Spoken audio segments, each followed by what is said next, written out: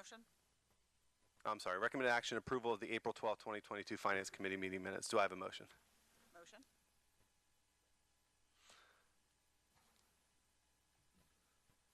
Second. Sorry, Brian, I forgot Amelia's not here. Thank you, Mr. Rowan. And we'll call for a vote. Yes. Yes. Yes. First up, we have a presentation by the CCIU, Mr. Lubitsky.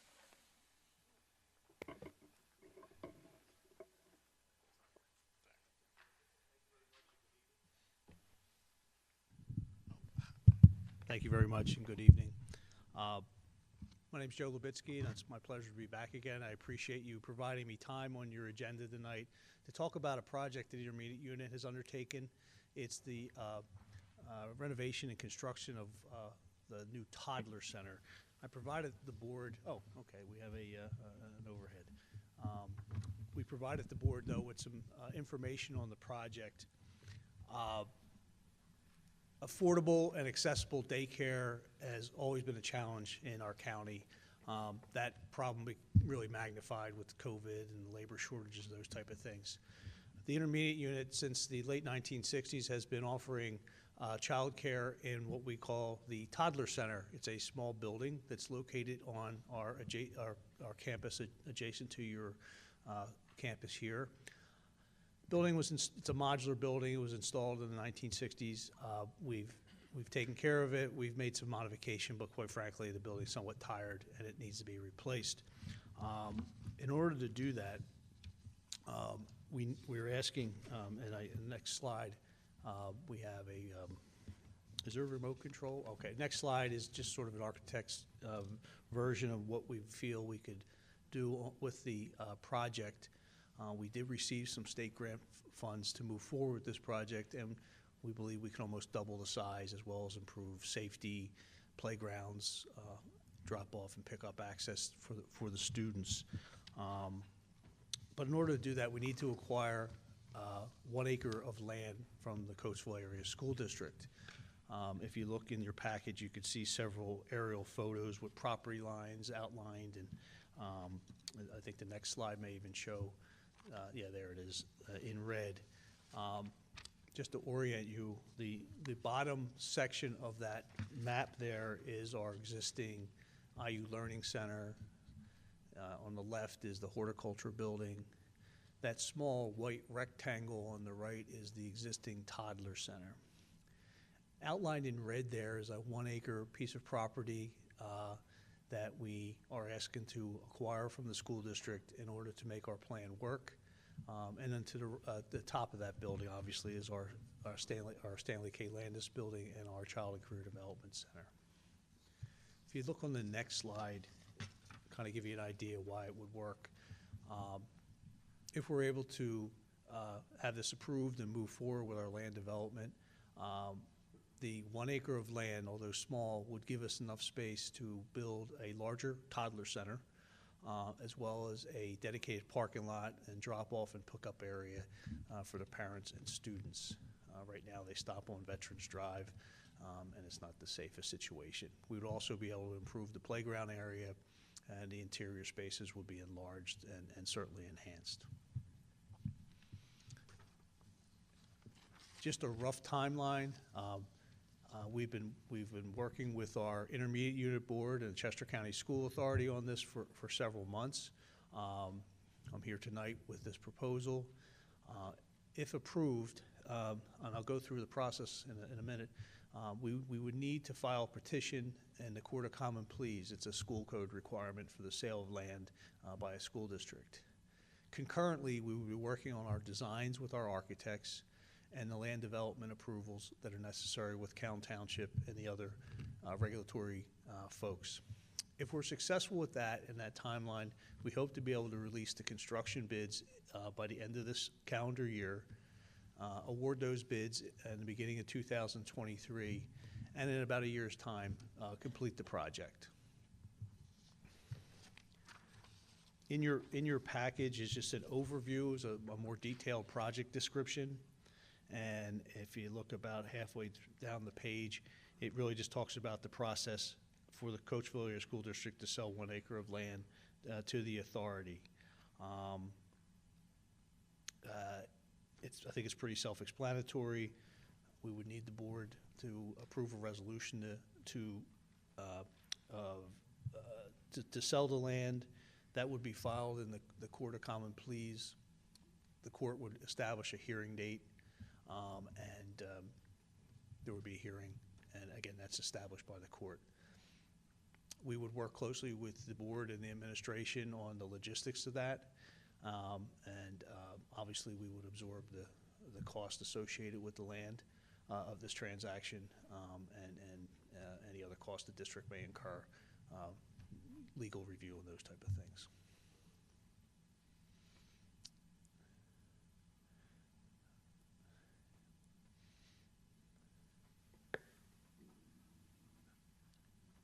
Thank you for that presentation. I do have a couple questions. I think you answered them on the back end of your presentation, and that was surrounding the cost. So, you know, looking at closing costs, transfer fees, all of those. So all the additional costs outside of the purchase price, you're saying the IU is going to pay for. We'll either pay them directly or we'll reimburse the school district if they're incurred, and we'll handle it that way. We had a real estate appraisal. They did comparable, they did a search of transactions in the region of 1 acre sites, and the range of costs was between $95,000 and $125,000 for typical 1 acre sites. We're asking if the board, given the nature of this project, the funding stream that we have, and the fact that we're shouldering those costs, if they would consider the $95,000 number for this transaction, given the, again, you know, its location and the potential future use.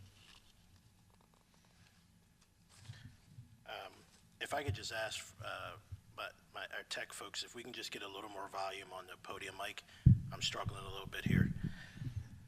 And so the presentation now, and then I see a proposal to purchase in May as well. So is the idea to come back at the end of the month's meeting with the proposal which has the numbers in it?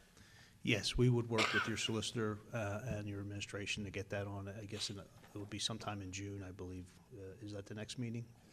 So there's a end of the month May meeting, and then there's committee again in June. Okay.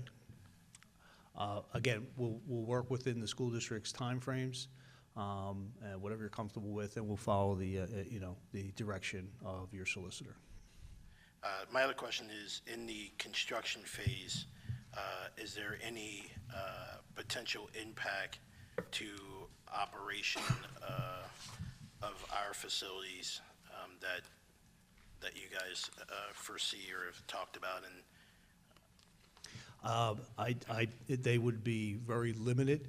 In fact, we're hoping, again, small piece of land, but acquiring this would allow us to maintain the current toddler center's operation. That has about 15 or 16 children in it. We believe we could maintain operations of that potentially during the construction phase. But to answer your question directly, I don't believe there'll be any significant impact to the school's campus here. okay, because if I'm looking at the 1 acre parcel photo, it is the red outlined area, correct, that we're talking about? Yes, So that's coming off, and that's Veterans Drive, right? yeah, that's the main thoroughfare, obviously, that supports our buildings and the Veterans Hospital further up in the property.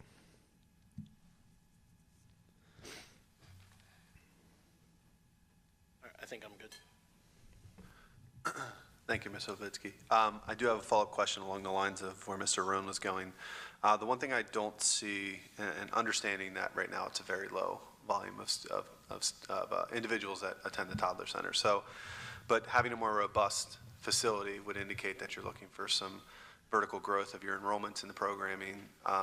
That being said, because of its proximity and Veterans Drive being a 2-lane road, is there planning to be a traffic study or traffic evaluation to ensure as that program grows that there's not a negative impact on the individuals that travel down that road? You know, that's something we would address during the land development phase with Okay. Cal Township, Okay. and they're pretty thorough. Okay, as we noted. all know. I didn't see that on the timeline, so I just wanted to be sure that that would be part of the evaluation process. I have no other questions. Ms. Shout, any questions? Okay. Thank you very much, Mr. Levitsky. Thank you.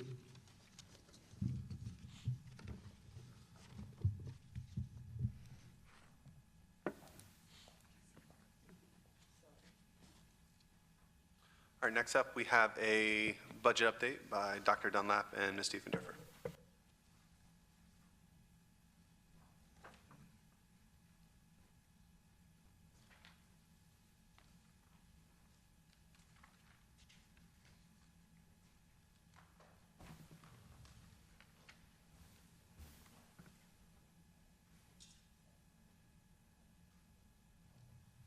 That's my volume here. I'm gonna make sure I volume out. Thank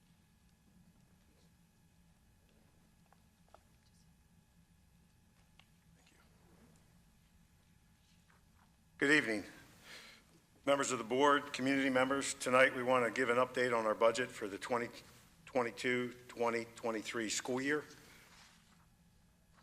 As we've said before, we've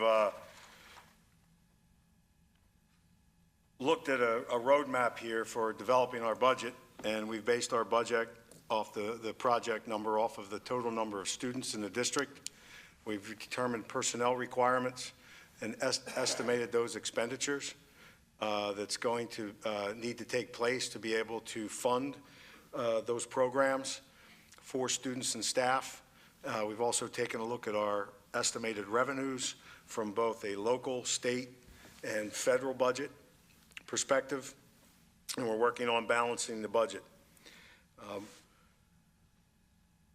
As we've been working through our budget, there are many things that we've considered. First is looking at the ARP ESSERS funding to see what we can do to help offset the budget as it relates to COVID-19.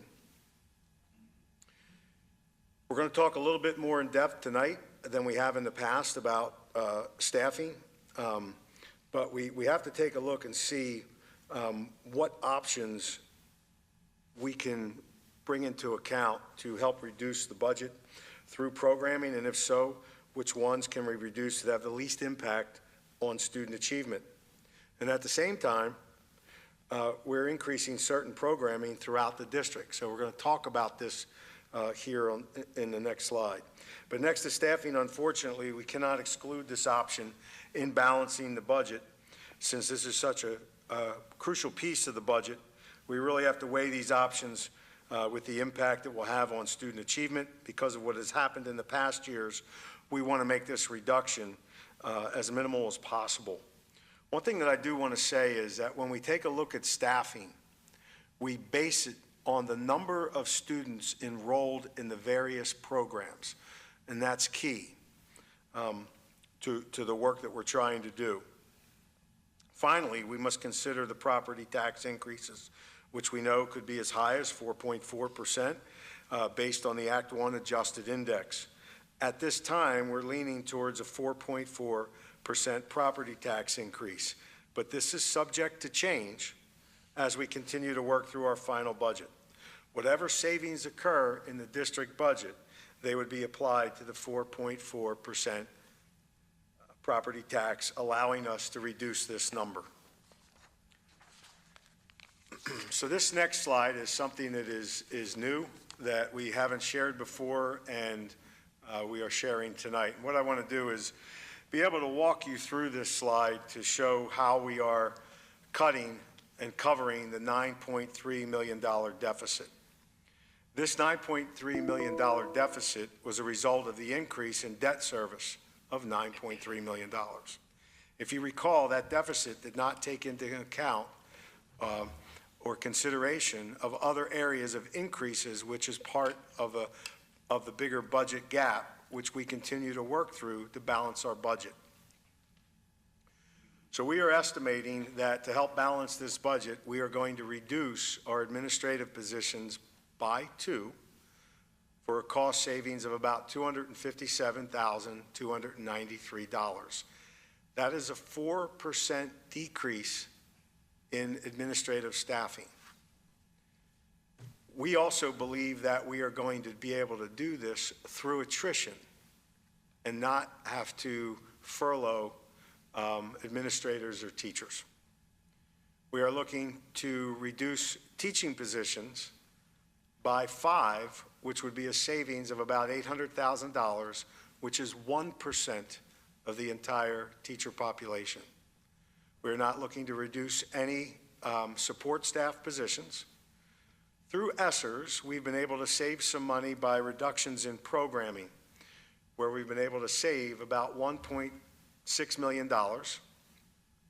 And by doing this, we are still going to be able to continue with the goals moving forward in other areas to be able to provide the services needed for those programs. So some of those program reductions may come from some resources that we were trying to allocate, but we are going to be able to do that through some carryover to be able to bring those things forward. We've also been able to reduce some capital projects through ESSERS, where we plan on doing some work at one of our schools through HVAC, and by doing that, that's saving us $6.2 million. And then to close the gap, we're going to take about $346,957 out of the general fund to reduce that deficit to a total of $9.3 million. Now, I did mention earlier that even though we're talking about cuts here, I also want to go on record that we're also adding positions. As I said, we are basing staff cuts on the total number of students enrolled in programs. So we have some programs decreasing where we can cut staff, but we also have programs that are increasing. We are also hiring for next year 3 reading specialists. You'll see on tonight's agenda some remediation teachers that will help us with our pathways for graduation, a biology remediation teacher, an English language arts remediation teacher, and a math remediation teacher. We are also hiring 2 verbal behavioral special education teachers for a total of 8 teachers that we're hiring, where we're seeing an increase in programming.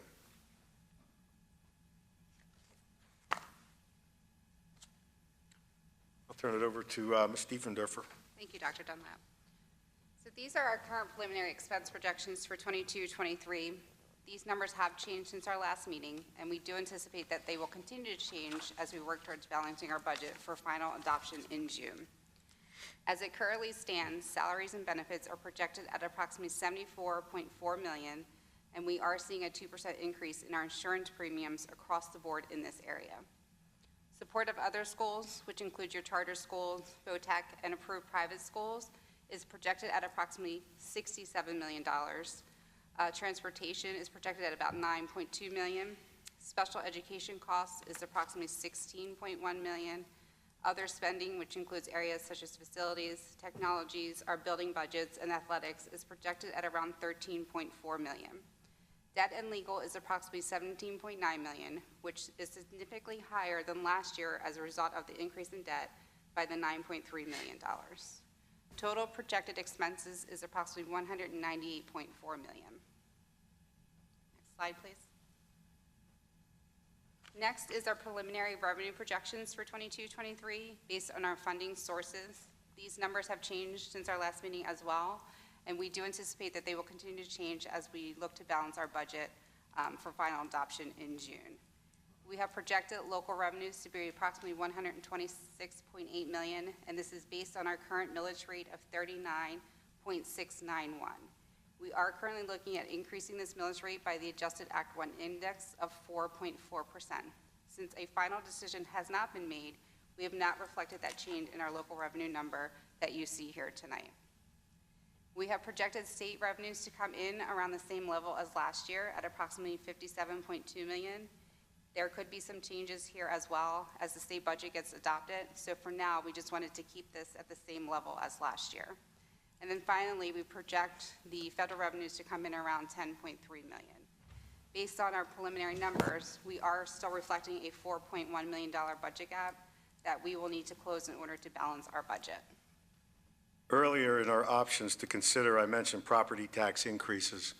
Our current millage rate before any increases is 39.691, and we know based on the Act 1 adjusted index, it could possibly go between 0 and 4.4%.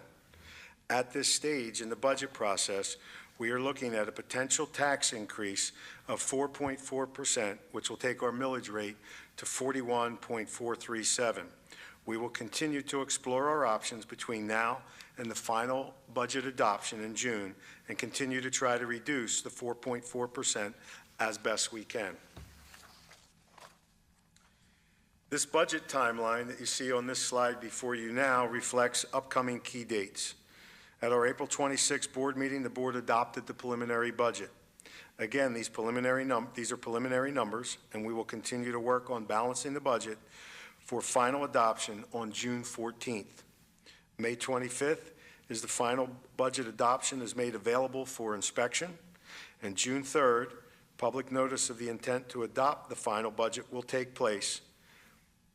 And then on June 14th, we are scheduled to adopt a final budget.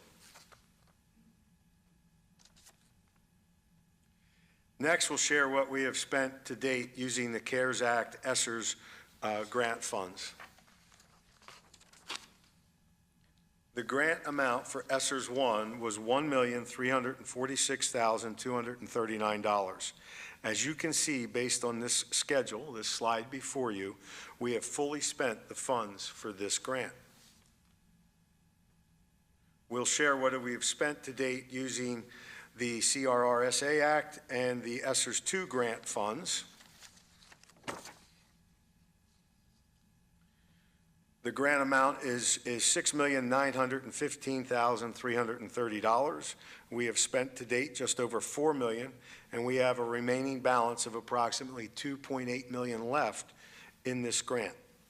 The various categories of expenses that we have spent have included salaries and benefits, instructional services, supplies, technology, software, instructional staff development, nursing services and health supplies, facilities-related costs, transportation services, and Chromebook-related expenses.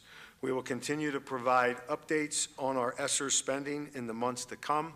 I also want to mention, while we have this slide up, that recently we have also applied for 2 other grants. We applied through the Chester County Health Department through mini grants, about 69,000, a little over that, of 69,000 in supplies that we can use here in our school district that can augment our own budget. So we're taking a look at that. We won't have any word on that grant for a while, but we just sent that application in this past week. And this is another grant that we're looking to work on, and we're going to be doing a presentation here coming up in either June or July. We've applied for a grant with the University of Pennsylvania through the Chester County Intermediate Unit to be able to provide more mental health services for our students and being able to do around mental health in all of our schools. So we'll have some more word on that grant as the process goes, but we just applied for that, and we plan on doing a presentation. So, and then as always, a lot of times we get questions about what do all these acronyms of these grants stand for, and that's what this slide shares of what CARES is, what ESSERS is, what is the Coronavirus Response and Relief Grant about. So with that, I'll open the floor up for board members for any questions about the budget going forward as we move towards adopting a final budget. Thank you, Dr. Dunlap. Do any of my colleagues have any questions? Seeing none. Thank you, Dr. Dunlap. Thank you, Ms. Diefendorfer. Move on to agenda items. First up is letter A, financial statements. Recommended action that the Board of School Directors approve the financial statements, bills, payables list as presented. Do we have a motion? Motion. Second. Any questions or comments? Seeing none, we'll call for a vote. Yes. Yes. Letter B, resolution for tax and revenue anticipation notes for 2022. Recommended action that the Board of School Directors authorize up to $15 million worth of tax and revenue anticipation notes, series of 2022, awarding the notes at private sale, approving a form of offering memorandum, authorizing incidental action, and making certain security and tax representations, and rescinding inconsistent resolutions as presented. Do we have a motion? Motion. Second. Any questions or comments? Seeing none, we'll call for a vote. Yes. Yes. Yes. Letter C, CCIU Marketplace Services Contract. Recommended action that the Board of School Directors approve the 2022-2023 contract agreement with the Chester County Intermediate Unit to participate in its marketplace programs at the most recently adopted marketplace price schedule from July 1st, 2022 to June 30th, 2023, as presented. Do we have a motion? Motion. Second. Any questions or comments? Seeing none, we'll call for a vote. Yes. Yes. Yes. Letter D, 103 Independence Way LLC Tax Assessment Appeal. Recommended action that the Board of School Directors approve the stipulation for settlement regarding a tax assessment appeal involving 103 Independence Way LLC, owner of a property located at 103 Independence Way, Salisbury Township, as presented. Do we have a motion? Motion. Second. Any questions or comments? Seeing none, we'll call for a vote. Yes. Yes. Yes. Letter E, Gregory A. Vitry, Tax Assessment Appeal. Recommended action that the Board of School Directors approve the stipulation for settlement regarding a tax assessment appeal involving Gregory A. Vitry, owner of a property located at 105 and 109 Independence Way, Salisbury Township, as presented. Do we have a motion? Motion. Second. Any questions or comments? Seeing none, we'll call for a vote. Yes. Yes. Yes. Letter F, CAI Investments, Tax Assessment Appeal. Recommended action that the Board of School Directors approve the stipulation for settlement regarding a tax assessment appeal involving CAI Investments, owner of a property located at 201 Waverly Boulevard, Valley Township, as presented. Do we have a motion? Motion. Second. Any questions or comments? Seeing none, we'll call for a vote. Yes. Yes. Yes. Letter G. Sorry. That the recommended action that the Board of School Directors approve the stipulation for settlement regarding a tax assessment appeal involving Whitmer Properties, owner of a property located at 104 Independence Way, Salisbury Township, as presented. Do we have a motion? Motion. Second. Any questions or comments? Seeing none, we'll call for a vote. Yes. Yes. Letter H, Frontline Education Renewal Forecast 5 subscriptions. Recommended action that the Board of School Directors approve the one-year renewal of 3 Forecast 5 subscriptions, budget management analytics, comparative analytics, and financial planning analytics from Frontline Education from July 1st, 2022 through June 30th, 2023, at a total cost of $26,748.47 as presented. Do we have a motion? Motion. Second. Any questions or comments? Dr. Dunlap, if you or Ms. Diefendorfer could just provide a little bit of context as to what we use Forecast 5 for within our business office? Sure. So we use it to do some of the budgeting. It'll allow us to, do our cash flow, just to track projections. Very beneficial in a district that struggles financially to have that type of information available to us to project out future school years and use that to present publicly. Thank you. Any other questions from my colleagues? Seeing none, we'll call for a vote. Yes. Yes. Yes. Letter I, PSBA 2022-2023 membership renewal. Recommended action. The Board of School Directors approve the dues invoice from the Pennsylvania School Boards Association, Incorporated, to renew the district's membership for the 2022-2023 fiscal year, including the all-access package and administrative regulations, annual updates, at a total cost of $17,072.19 as presented. Do we have a motion? Motion. Second. Any questions or comments? Seeing none, we'll call for a vote. Yes. Yes. Yes. Letter J, Hometown Ticketing Incorporated Event Management Software Service Agreement. Recommended action that the Board of School Directors approve the digital ticketing and event management software service agreement with Hometown Ticketing Incorporated. This will allow the district to align with the Pennsylvania Interscholastic Athletic Association Incorporated and District 1 for the utilization of online ticket sales. Processing fees will be added to the game ticket amount, and there will be no cost to the district as presented. Do we have a motion? Motion. Second. Dr. Dunlap, if you could provide just a little bit of context as to a little bit more than what I just read on the hometown ticketing, kind of some of the benefits that will reap from utilization of this type of a program. Will, as soon as I can get this mic to work. Okay, so I'll just use my playground voice.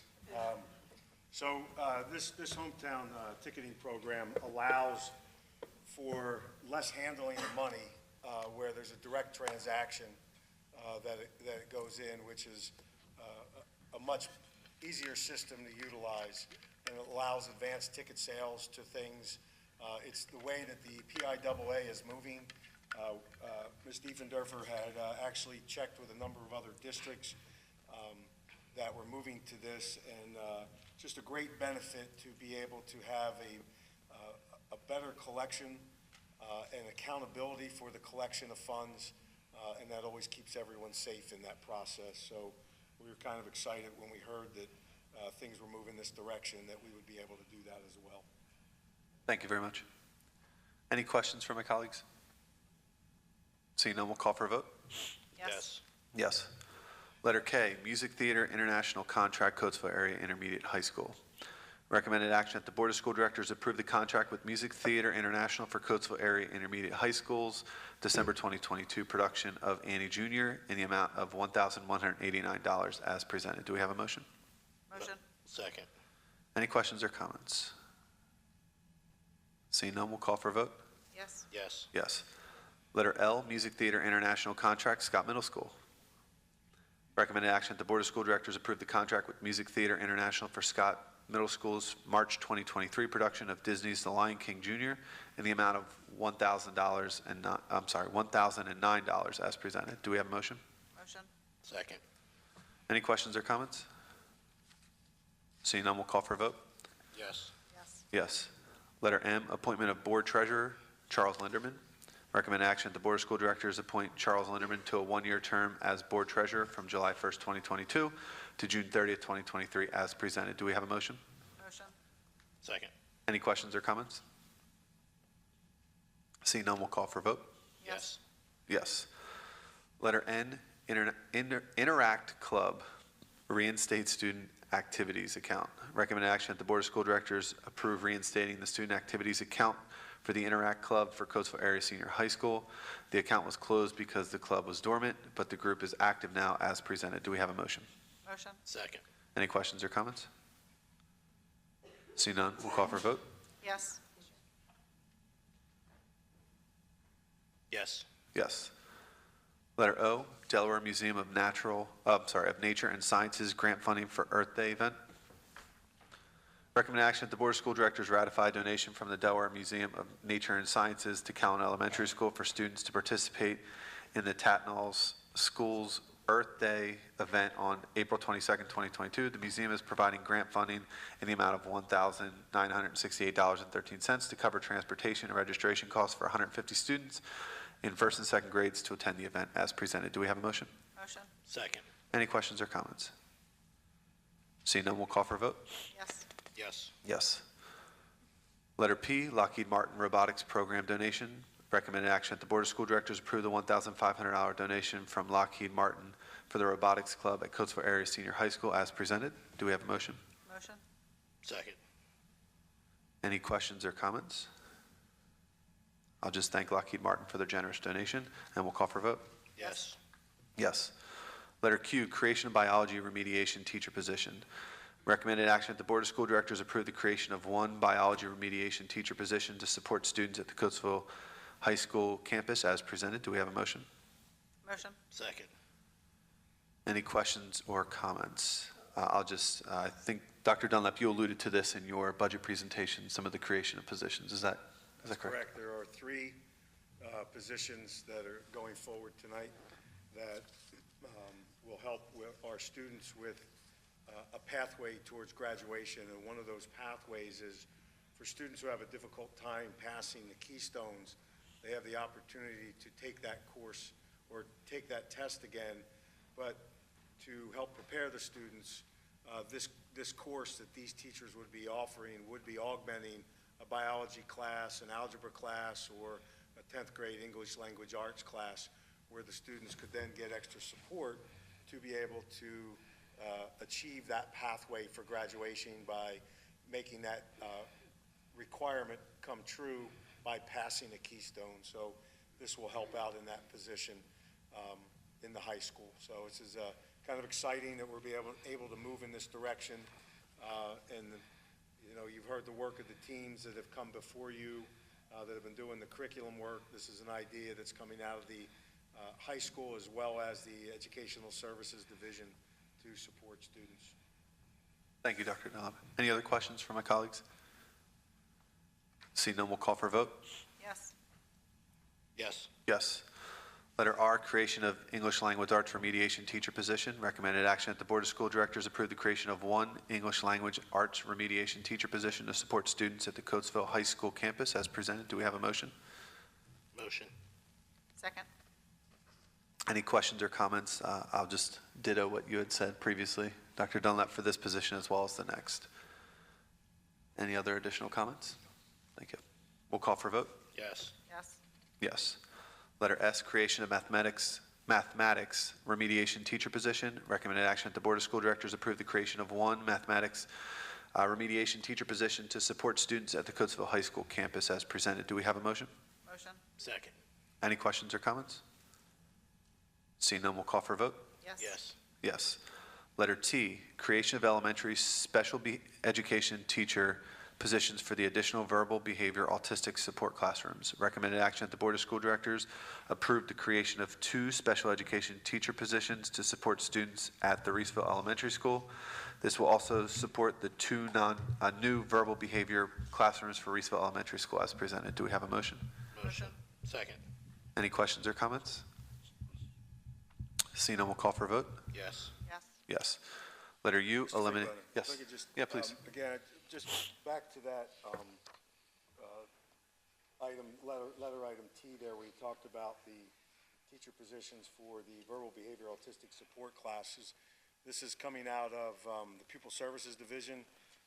Mrs. George and her team is continuing to bring back programs.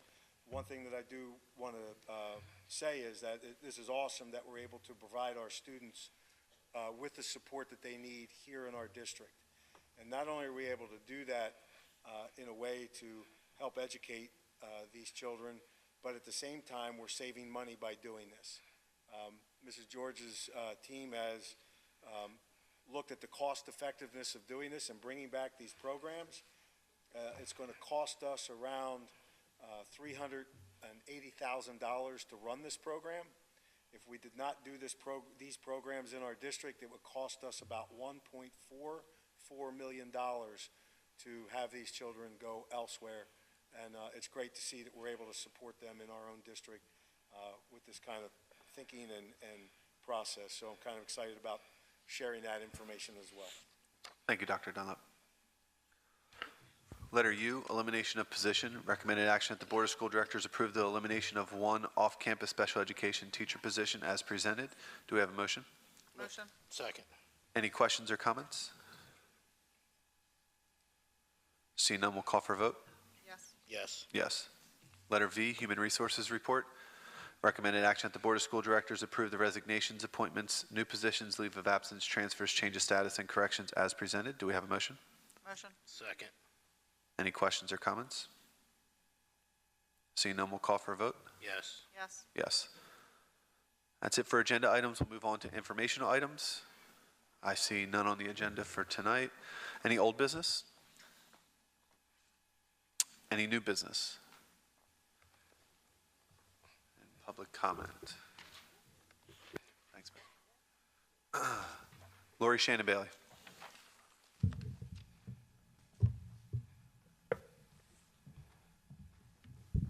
Good evening. Just looking at the condensed board summary report, pass-through funds, I think the public and taxpayers would appreciate knowing what they are. That's item 6800 on page 1. Sale of bonds. Has the board decided to sell bonds? I see $24,459.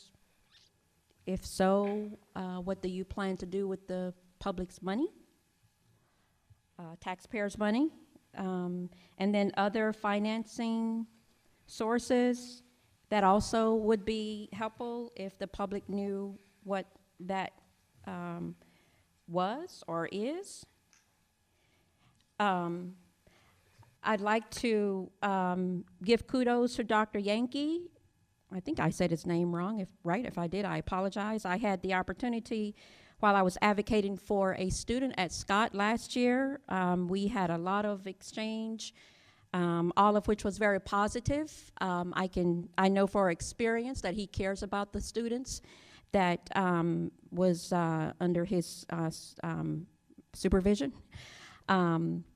And a lot of email messages, a lot of phone calls to me, sometimes on a Friday afternoon. I would ask if you have an opportunity to fill his position by a minority, I would encourage you to do so. I've said to this board and to this administration in the past, there is a need for you all to consider hiring minorities and people of color. So I would ask that you take that in consideration. I think that may be all. I'm probably out of time right now. Dr. Dunlap, for the positions that you mentioned that we would be hiring, the teaching positions, which I'm happy to hear about, I'd like to know what grades they are. I do know that historically students in the higher grades have suffered. I was advocating for a student last year who had an IEP, who was reading on a lower grade level and doing math. So for the teachers that we will be hiring, it would be nice to know which grades we are going to be hiring for. Thank you. Thank you, Ms. Shannon-Bailey. Our next meeting will be Tuesday, June 14th, 2022, and we'll adjourn the Finance Committee at 6:42 p.m.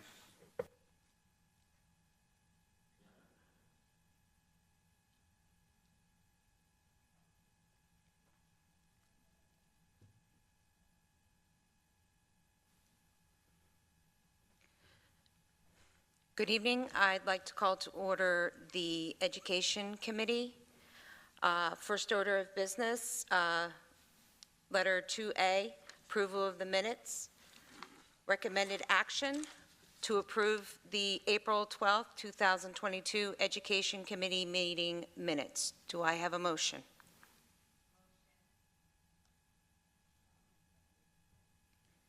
Any questions? Okay, call for the vote. And yes. Next up, number 3, presentations. First is a presentation of Innovative Learning, STEM, and Cyber Update.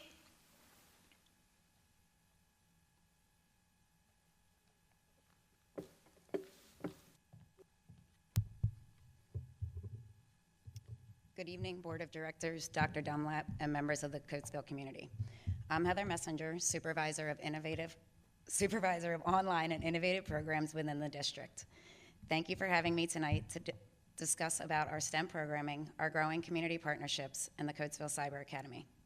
Since moving into this role, I had the opportunity to work with many departments here in the district and build great relationships with members of our community. And I have to tell you, we're doing some really awesome things here, and I'm excited for our students and to tell you about some of them now. Next slide.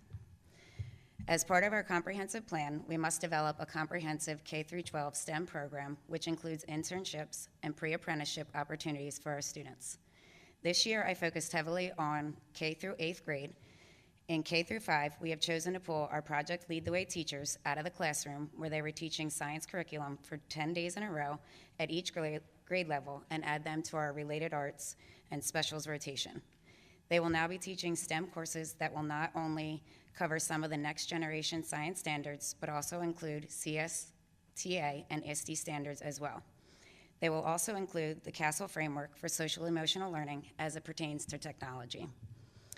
Last year, while I was at Scott, I applied through Amazon to be accepted into their new middle school computer science program, Project STEM.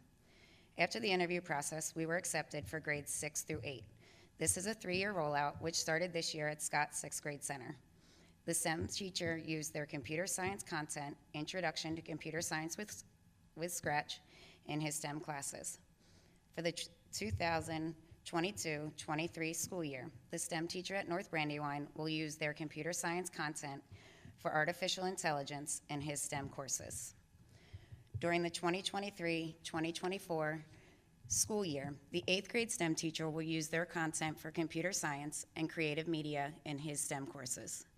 The current 6th grade class will be the first class to be exposed to all 3 Project STEM computer science courses. At the high school, we're working on curriculum mapping of all the STEM courses, and we hope to develop a STEM pathway in the near future. Next slide. I'm going to move into some of the community partnerships we've been lucky enough to develop and continue to grow, specifically with Flux Space, Nth Solutions, and Siemens. Over the past few years, we have been working with Flux and taking our 6th grade Why is STEM Important essay winners there to engage in STEM activities. After attending one of these trips, it became clear that we needed to get more of our students there. This year, we were lucky to have all of our 5th grade girls go and engage in STEM challenges. I could not stop there. I sent the proposal you see on the screen here to Ryan from Flux a few months ago with hopes that we would be able to get approximately 1,500 of our students in grades 3, 5, 6, and 7 there each year. He accepted the challenge and is looking forward to having our students. Our 4th grade students will be going to the Coatesville Country Club where they will complete their first full experience. And I will get into our 8th grade students on the next slide. Nth Solutions is a newer partnership that is really taking off. Although we have had a few of our students complete internships with Nth and been named on some patents, we have not had a formal partnership until now. I met with Susan and Eric a little while back after getting their name from the executive director at the Chamber of Commerce. While meeting with them and touring their building, it became apparent that they had a lot to offer our students and they want to work with them. We have agreed to work on 3 initiatives. 1, sending more students to them for internships. 2, a field trip opportunity for our 8th grade students to learn about the advantages of completing internships and pre-apprenticeships, as well as a 28-minute Save the World STEM Challenge activity. And the 3rd initiative, to host workshops for local businesses to learn about their internship model and how they can use interns from the Coatesville Area School District to benefit their workplace and prepare our students for the workforce. The first workshop will be held on a Tuesday evening in June. Since that meeting, they approached us about being part of a grant they were applying for, in which they will be increasing their internship programs and the amount of students they can serve. Currently, they offer internships in production, engineering, and marketing. I firmly believe that this is going to be something wonderful for our students. As you know, as part of our master facilities plan, we have chosen to partner with Siemens. Through this partnership, we have been allotted a grant for STEM initiatives in the district. Mr. Pillai and I have met with their team on multiple occasions and have some great ideas to create innovative classroom space within our buildings. We have put this on a brief hold at this time to see where we are excuse me, with the reconfiguration study that is currently being completed in the district. We are looking for creative ideas that can be moved should we need to relocate them in the future. I included this brief video here for those who may not have seen it. We hosted our first annual district-wide Hour of Code event, and it was truly a success. I'm not being biased just because I planned it. It was a great day. This event is typically held nationally during the month of December, and we plan to move it to December moving forward. This year, we held ours on February 2nd. Staff and students loved this event and asked if we could do them more frequently. I am looking to add a day of AI, artificial intelligence, to the spring for the upcoming school year. This is much like Hour of Code. This is through MIT, and this year will be the first year they are doing it.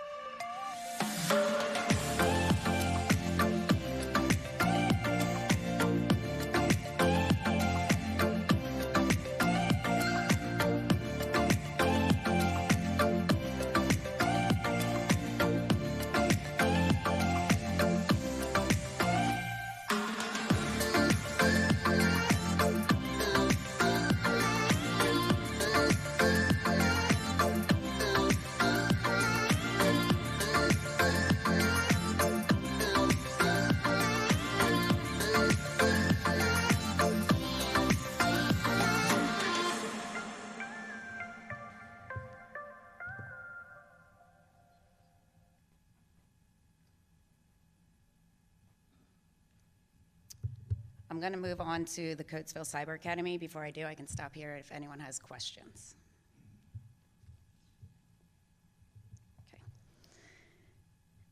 Okay, moving on to the Cyber Academy. We have a full house this year. Our current enrollment is 329 students. When I started with this program a little over 3 years ago, there was 67 students enrolled. We have grown, not just in students, but staff as well. We are currently fully staffed with a teacher for each content area, 2 special education teachers, and a school counselor. They are a small but mighty team. A little bit about the cyber program. The cyber program we use Accelerate Education, which is a Common Core curriculum. We have all CASD teachers that are teaching all the core classes and Accelerate Education teachers who teach our related arts courses. Accelerate Education has been great to work with, and their teachers are very responsive. Our program can be 100% asynchronous, but our teachers do offer live instructional sessions on a regular schedule each week. Students have access to their teachers in person and in the virtual office every day. We have the drop-in center located behind North Brandywine. We have a lot of students who take advantage of this. Students who attend the Cyber Academy can participate in all extracurricular activities and events that happen in their respective buildings. We have a teachers as mentor model, which is where we split up all of our students within the cyber program. We have divided them amongst us, and this is so that parents can have a go-to person, and the teacher they may not be their teacher, but they are serving in a mentor role so that again, families have one person to contact, and they reach out to them on a regular basis about their child's progress and making sure that the children are being successful in their courses. As you know, students who attend the Cyber Academy and meet the graduation requirements can participate in all senior events, including prom and graduation, and they also receive a Coatesville Area High School diploma. I would be remiss if I did not take another moment and recognize the teachers of the Cyber Academy. They truly are great. They have a tough job, but they are coming up with new ideas to keep students and families engaged in learning on a regular basis. They consistently look for ways to better the Cyber Academy. They work well as a team, and I am very thankful to have them all on my team. Here is a short video so you can see what is happening in the Cyber Academy. All right, we're starting. Videos on.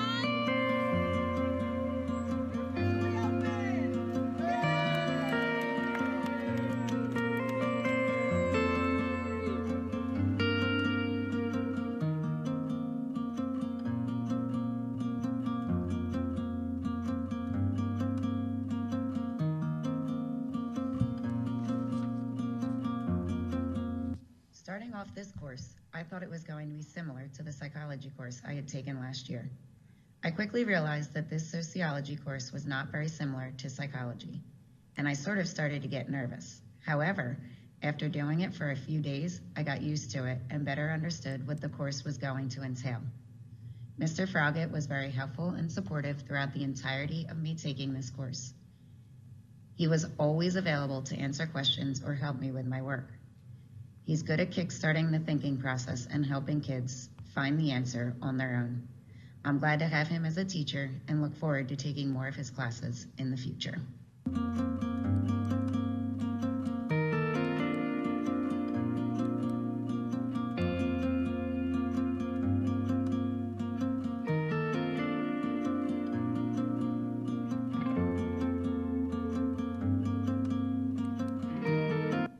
This year has been a much better experience than last.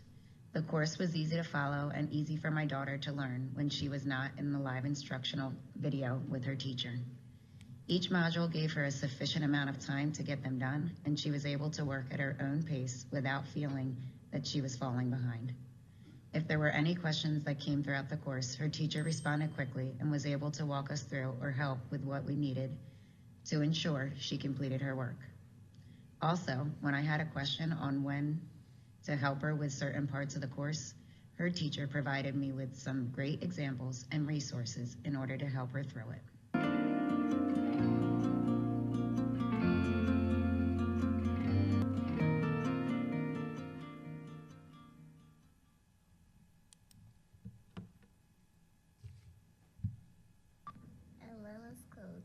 Coatesville Cyber Academy.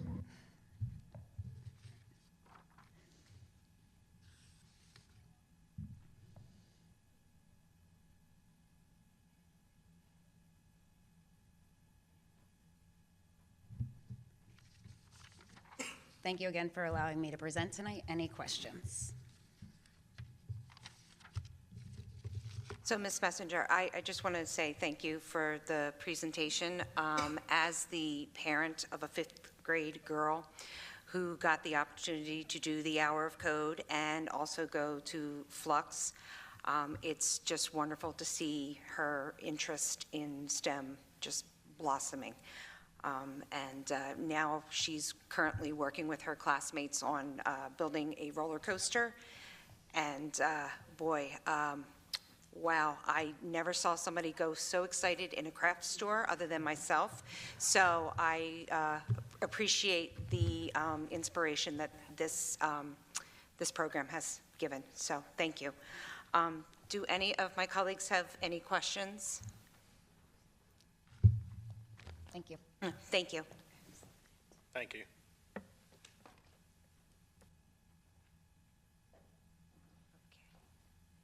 All right, moving on, our next presentation, 3B, is going to be the Lincoln Center with the CASD initiatives and collaboration.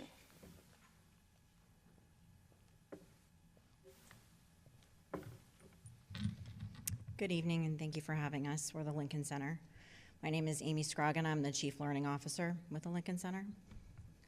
Next slide, please. So I'm going to speak a little bit tonight about our Department of Justice Award for Coatesville. It's a Stop Violence grant, which is 3 years in duration, that offers training in knowledge areas of trauma, restorative practices, and social emotional learning. The delivery is done both in person and asynchronously in an effort to meet and accommodate teachers and educators' training schedules and to offer more flexibility. It collaborates with everyone in the community, including the administrators, teachers, students, and their families, and the community at large. The large arching goal is to prevent violence and respond to any mental health crises that are happening within the school and repair harm within the community. Next slide, please. So restorative practices is a social science, and it studies how to build that social capital within not only relationships, but within discipline through participatory learning and decision-making. So it helps to reduce crime and violence as well as bullying, improves human behavior, strengthens society, perfects effective leadership, restores relationship, and repairs harm. But larger and more overarching, it creates relationships as well. And it helps children to make better decisions. Next slide, please. Part of our offerings to Coatesville is not only the trainings, but the collaborations with administration. Any campaigns that we offer are for the students and for their families to participate in. And we also offer trauma action plans to help you plan in the future. It is a sustainability grant in the sense that it offers training to administrators on restorative practices, so when the grant is over, it allows those administrators and teachers and anyone chosen to continue the process. Any evaluation on the grant is done by our third party, Spectrum Red, and so there's no burden on administrators at Coatesville. It leaves you with those trained personnel for trauma, restorative practices, and social emotional learning to promote the project and sustainability, but it also allows, in general, for families to see improvement within their children. I'm going to turn it over now to April Thomas, who is our Chief Schools Officer. Thank you, Amy. Good evening. Next slide, please. I'm going to be talking a little bit about our current partnership with Coatesville Area School District and the Lincoln Center and the alternative education that we're providing. Next slide. Again, just a little bit of general information about our school. We are located at 1100 Adams Avenue in a new building that we just moved in August in Audubon, Pennsylvania, which is about 30 minutes from where we are now. We're currently serving up to 20 Coatesville students, and our staff to student ratio is about 1 to 4. We have 2 programs in our one building. One is our Connections program, focusing more on social emotional learning and making connections, students learning who they are and how to navigate the world despite challenges that they may be feeling. And then our Choices program, which focuses more on students who may have made some poor behavior choices, and again, helping them to learn strategies for better decision making so that when they re-engage in the school district, they're better able to be successful. We are accredited by the Middle States Association, and we are a licensed private academic school, licensed by the Pennsylvania Department of Education, and therefore held to the standard of, special education and licensed teachers and many of the other stipulations that are required for licensed private academic schools in the state. Next slide. One of the things that makes us unique is our focus on specialized staffing to meet the unique needs of our students. We have a behavior management director who oversees the behavior program on a day-to-day basis. We have a team of school climate specialists. I believe we have 5 today. We have special education teachers who serve as case managers and work really closely with district personnel in support of students who are enrolled in our school. All of our students have access to mental health counselors. We have a registered behavior technician, as well as a positive behavior intervention and support specialist, and a school resource officer.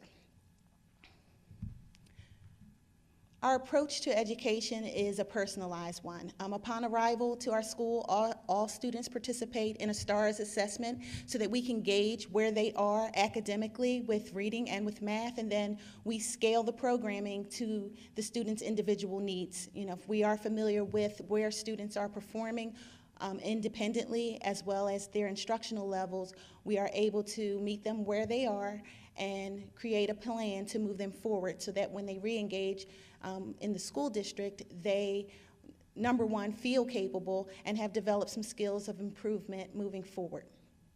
And for those students, and we also serve students who, do not have IEPs. We serve students who are gifted even, and so we work to accelerate those students as well.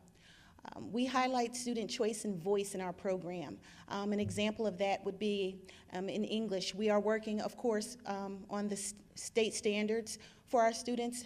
However, when it comes time to a particular topic, it's not uncommon to see our English teacher have students vote based on 4 or 5 different stories that would meet the needs of the upcoming. What is of interest to you? And our students take a vote, and then he would come to me and say, hey, students voted for this new story. We only have 5, in-house. Could you purchase a few more? Because I really want to do what the students are interested in. And I'm certainly going to support that. So we enjoy sort of tailoring the program to the student interests. Our district and family collaboration is really critical to our partnership. I am in constant communication with district personnel as well as our family collaboration, and I do want to note here, it's not here, but also the community supports for some of our students. Some of our students have come down from Coatesville with other supports through the county, and we are in communication with them as well, just as a whole child approach to success. There's progress monitoring so that we are have a clear picture of what it would look like for students to meet goals and be successful. And there is a bridge to district return program. What I mean by that is when students are meeting goals and we're considering whether or not they are ready to return to the home district and their schools, we want to make sure that they're going to be successful when they come back. We don't want the behaviors or the poor choices to follow them back to Coatesville. We want you to have return on your investment. And so that bridge to district return program includes the student, family, and district working together to see what we need to do to ensure success when students return. And our commitment is to also follow students for a bit once they return, to keep them abreast of the strategies that they learn through their counseling and education with us, and they're able to apply those in the larger district environment. Next slide. Therapeutic response is what we do. It's another pillar of our program. We have trauma-informed responses, as Amy said. The training that she provides to districts, she also provides to our staff. We are a trauma-informed organization. We have personalized clinical support. We are joined tonight by Rob Delonzo, who's our chief clinical officer, and he supervises all of our clinical staff. We have all of our students have access to individual and group counseling, and we have mentoring and wellness support as well. Again, the piece about family engagement, helping our families to understand what we're doing with students and being able to have common language across settings so that our students create muscle memory for healthy choices and positive connections. Again, with the ultimate goal of having them return to district, making better choices and feeling capable of success. Next slide.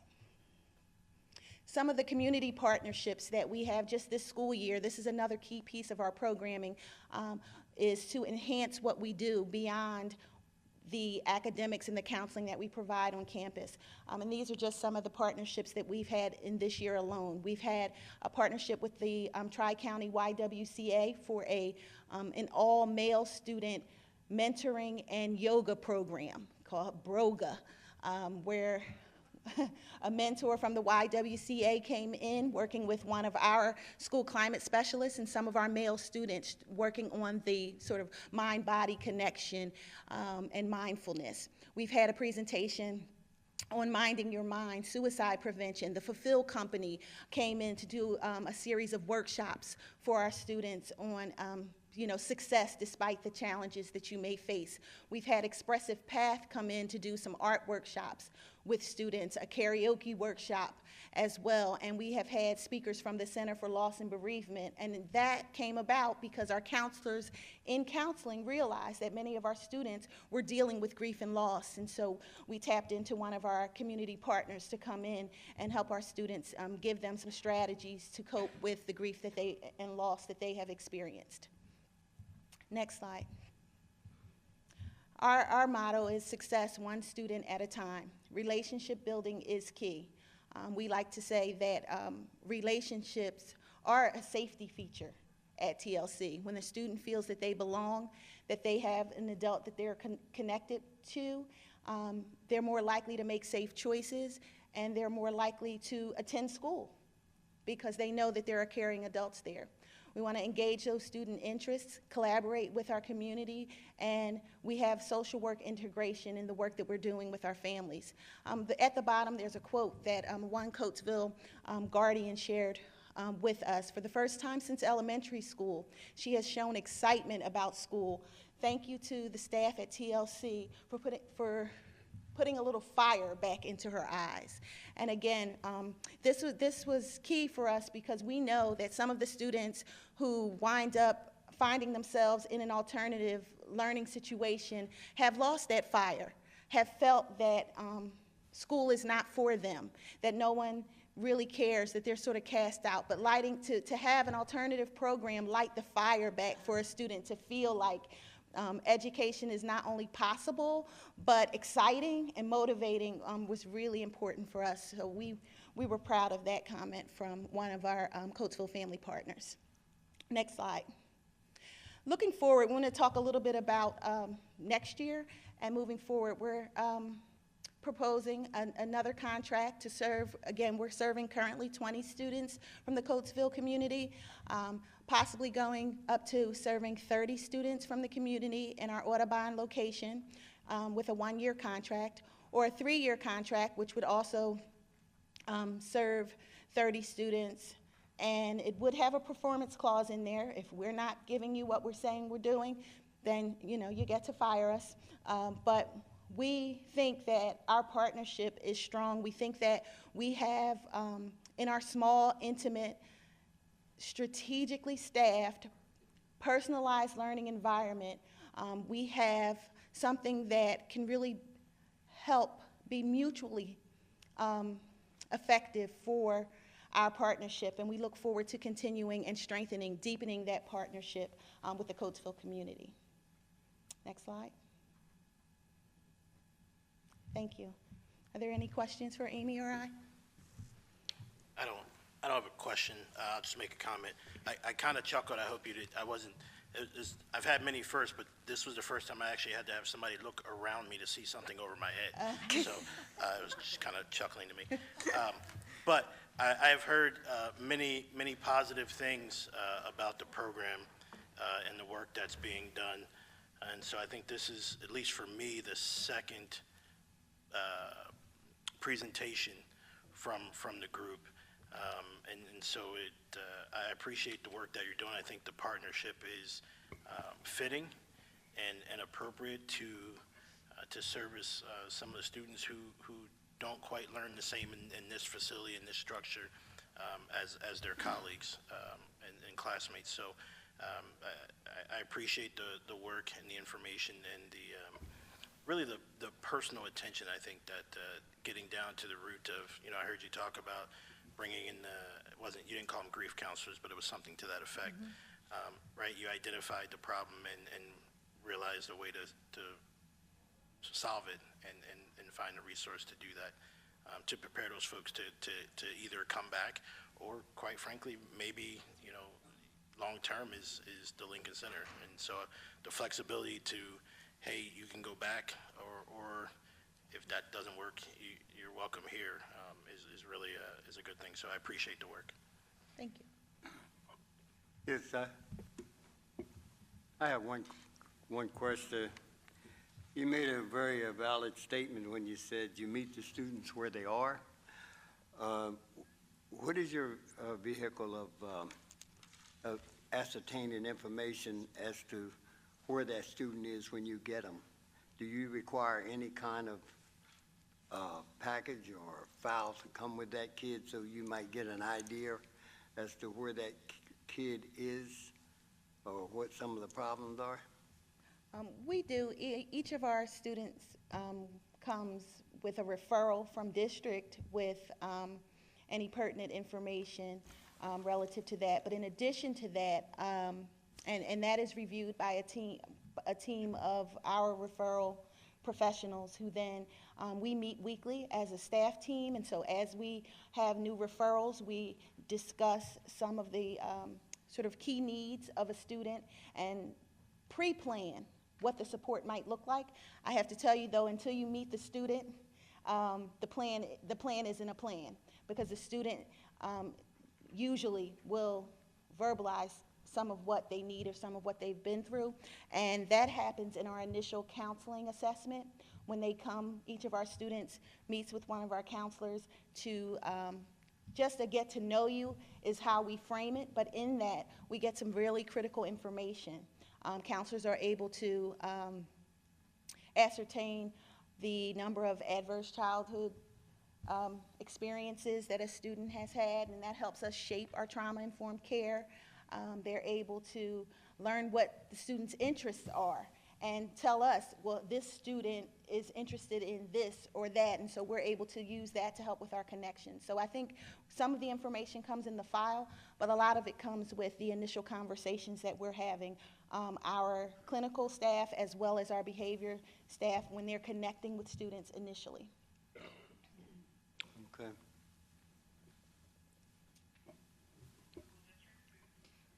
Thank you greatly for that presentation.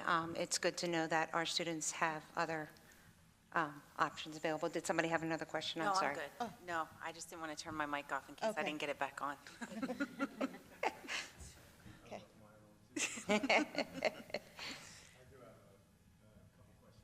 Sure.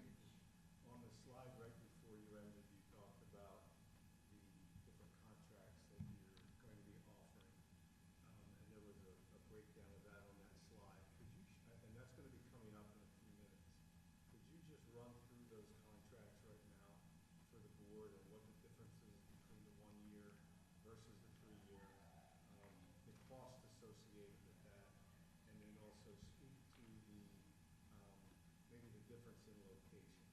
Okay. All right, so I'm going to phone a friend. Michael Quintiliano, who's our Chief Financial Officer, is, I believe, in the room, and he's going to talk the numbers. I talk the passion. And you do it well. Thank you.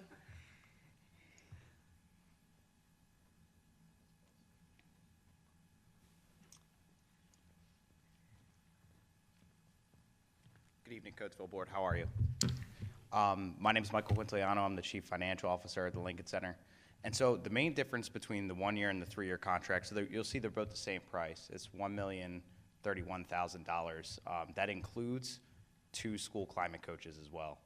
So we have 2 school climate coaches that are currently placed in Coatesville Area School District, as well as the 30-student contract for the entire school year. The biggest difference between the 3-year and the 1-year is really just locking in the price. So the price is the same between the both, but it gives us, you have the option essentially to lock in a price for 3 years. And as April mentioned earlier, there's of course a performance clause in there as well. One of the things it really helps us with is to be flexible with real estate needs. So going to a 3-year gives us a much better option in terms of where we kind of dedicate our staff and then dedicate the space for the students. I hope that answers some of the question there. Yeah. Any additional questions? So when you talk about dedicating space, are you talking about dedicating more space in Audubon or dedicating more space closer to our community? So we have an and/or in there.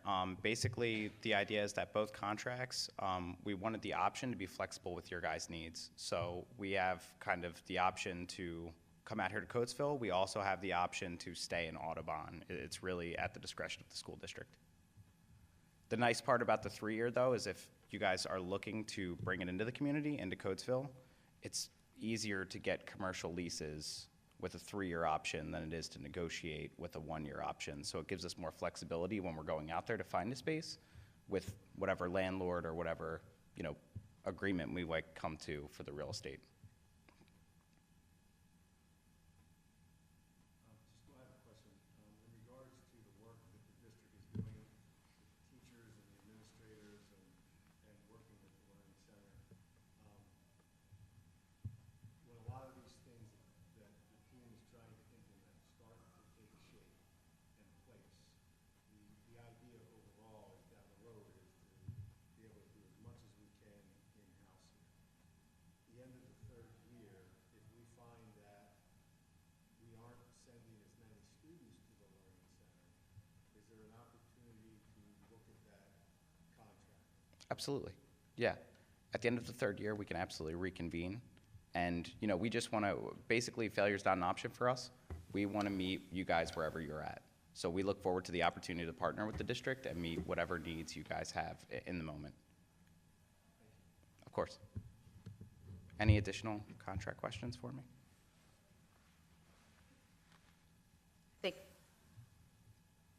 Mr. Brown, do you have another question you want to ask? Can you hear me? Yes. Had you ever planned, would this be way out of the way, any in-house work? In other words, we have more adjudicated than we have slots adjudicated. Say we needed your help here, in-house. Is that something maybe in the future or down the road you could think of? Absolutely. That's something that we could entertain somewhere down the road. I think, mapping that out, I would put that more onto April, Amy, and then our Chief Clinical Officer who's here, Rob. They deal more with the programmatic side and understanding what the needs are. But absolutely, currently right now in the contract is 2 school climate coaches that are currently stationed in the district. And Rob actually handles that entire division of school-based climate specialist. But we'd absolutely love to meet the needs, in-house as well. Real quick, I just was going to add that the Lincoln Center has in the past had its program replicated within school districts, and, in a school building, working with, our team working with students inside of the district. So that has been a model that we've done in the past as well. We currently, are doing our own building, but I think that could be a conversation that we would certainly engage in because we've done it before. Thank you. You're welcome. Just to add what April and Mike have said, we work with a multitude of school districts and provide a range of services to those school districts depending on what the needs are. So we'll have crisis intervention specialists, we'll have psychologists, we'll have BCBAs, RBTs, all the initials, depending on what is happening specific to that school district. So our staff are there, 40 hours, 50 hours a week. They become integrated into the school system. They are supported clinically by our agency. They connect with our other staff that work at other school districts, and so they sort of share resources, and they're coming with fresh ideas and sort of wanting to do the best they can for the school district. So it's a nice model, and it just adds additional support to school districts, and school districts have enjoyed it. So that's my addition, April. Colleagues, any other questions or comments? Okay, thank you all. Thank you. Thank you. Okay, moving on to, under presentations, item 3C, we have Brenda George presenting the Student Services Plan.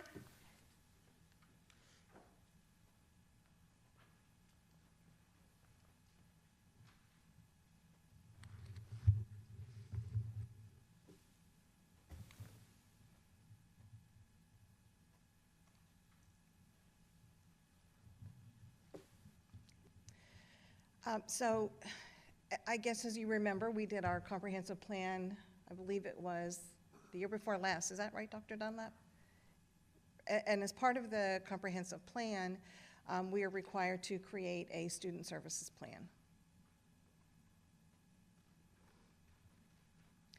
Under PA 22, Chapter 12, this is an explanation of what the student services plan should be.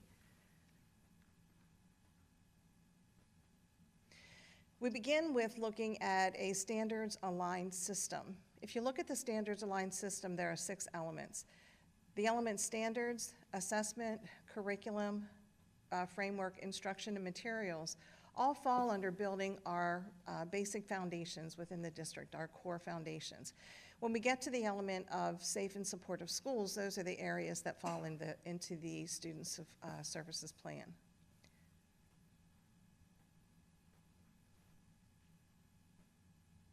So what is a student services plan? It's a school-wide plan designed to provide support to students to promote academic success.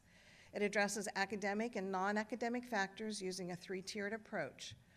It focuses on preparing students to graduate from high school ready for post-secondary opportunities regardless of background, condition, or circumstances. It's a coordinated and integrated plan of support to help students feel safe, connected, and successful. And it creates a system that helps to mitigate the effects of the barriers to learning. It promotes health, wellness, and a positive learning environment. As you can see, I've listed some barriers to learning. These are certainly not all, but some of them include child abuse and neglect, divorce and blended families, drug and alcohol use and abuse, English language learning, grief and loss, homelessness, relocation, low socioeconomic status, mental health issues, physical illness, poor nutrition, sporadic parental involvement, teen pregnancy and parenting, being a victim or witness to violence. We're looking at providing a tiered system of support. That includes collaboration between general education teachers and administrators, pupil services personnel, outside agency supports, students, and families. Tiered levels of support provide school-wide preventative supports to selected and targeted interventions to intensive interventions. Preventive and intervention measures are designed and implemented to address academic, behavioral, and social-emotional needs. The goals of a 3-tiered model of prevention are Tier 1 to prevent, that's the majority of our students. Tier 2 is to reverse harm, and Tier 3 is to reduce harm. And again, these tiers address academic, behavioral, and social-emotional. This is just a slide that talks about some of the supports that are included in improving academic and behavioral support. If you look at the green section, it talks about a differentiated core where we look at school-wide rules and procedures, systematic reinforcement, social skills instruction, culturally responsive practices, database decision-making, parent and community partnerships. On the other side of the differentiated core, we are looking at, under the academic piece, effective instructional practices, recognition of academic achievement, culturally responsive practices, database decision-making, and parent and community partnerships.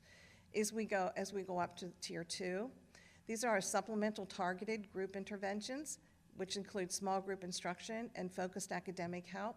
On the behavior side, the same supplemental targeted group interventions, which include social skills instruction, reinforcement of specific skills, group behavioral strategies, classroom coaching. And then we get to the intensive supports, where we're looking academically intensive individual interventions, which may include tutoring, academic remediation plans, and specially designed instruction. Under the behavior side, we have intensive individual interventions, which include functional behavior assessment and behavior intervention planning. One of the theories around the tiered levels of support is that we want to promote and build resilience. When we talk about resilience, what we're talking about is the capacity to learn from failure, to be motivated by challenges, to believe in your own abilities to cope with extreme and stressful life situations, and to bounce back. Developing resilience leads to improved outcomes for students. Resilience can be promoted, nurtured, and taught. Resilience is not the same for everyone. You can be a little resilient or a lot resilient. Tiered levels of support are designed to meet students where they are, to increase their belief that they have the ability to influence their environment, to achieve positive outcomes, and to set and reach their goals. Some strategies to create systems of support and mitigate risk factors in an educational environment include promoting a sense of belonging, ensuring students have a healthy relationship with at least one invested adult, contributing to positive social behaviors and problem-solving skills, sharing resources to minimize family stress and to strengthen healthy family relationships, attempting to minimize as many risk factors as we can, set clear standards and expectations for behavior, establish clear procedures and boundaries in all school settings, provide the opportunity to make meaningful contribution, and ensure physical health needs are being met or addressed. Our student support services include special education, student discipline and behavioral support, guidance counseling, English language learners, and our parent liaison, Section 504 programming, gifted education, home and school visitor, mental health resources, positive school, family, and community relationships, nurse and health services, and our school psychologists. The next slides are just talking about strategies for providing tiered levels of support.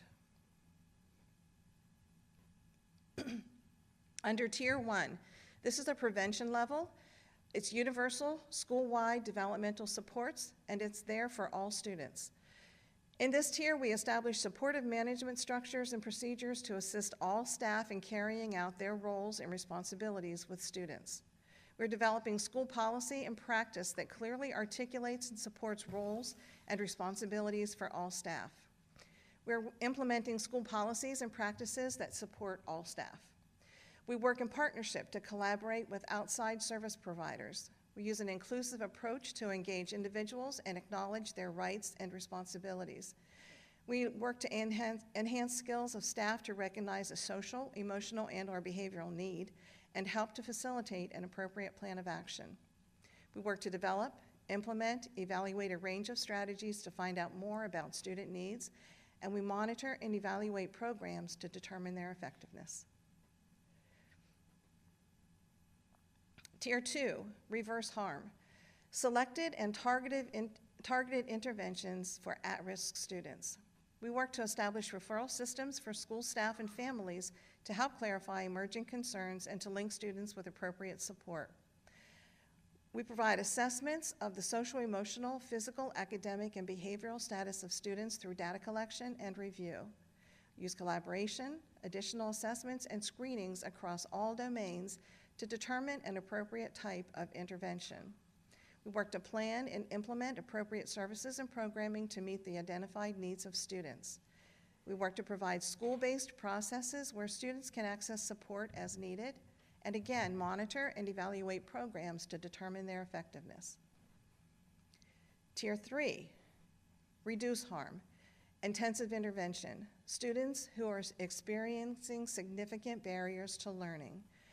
We work to identify those professionals who can provide the interventions to most effectively meet the needs of students and their families. We work to determine a plan of action for service delivery and ongoing communication. We work to coordinate community-based services as needed, strengthen relationship with community-based agencies to facilitate family access to supports. We try to act as a liaison between families and local community services. Develop and regularly review protocols to assist cooperation and collaboration between staff, schools, and other service providers. And again, monitor, evaluate, and modify the intervention by involving relevant school staff in the systematic monitoring of student progress. So this plan has been provided in a draft form, and it will be posted on the website. There will be a link so that the community can go in and take a look at it and provide their feedback. It will be there for 28 days, and then we will follow up with a final presentation to the board so that it can be approved after the public review. Are there any questions?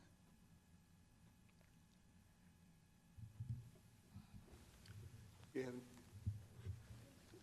I noticed you had the preventative clause. In other words, you want to nip things in the bud.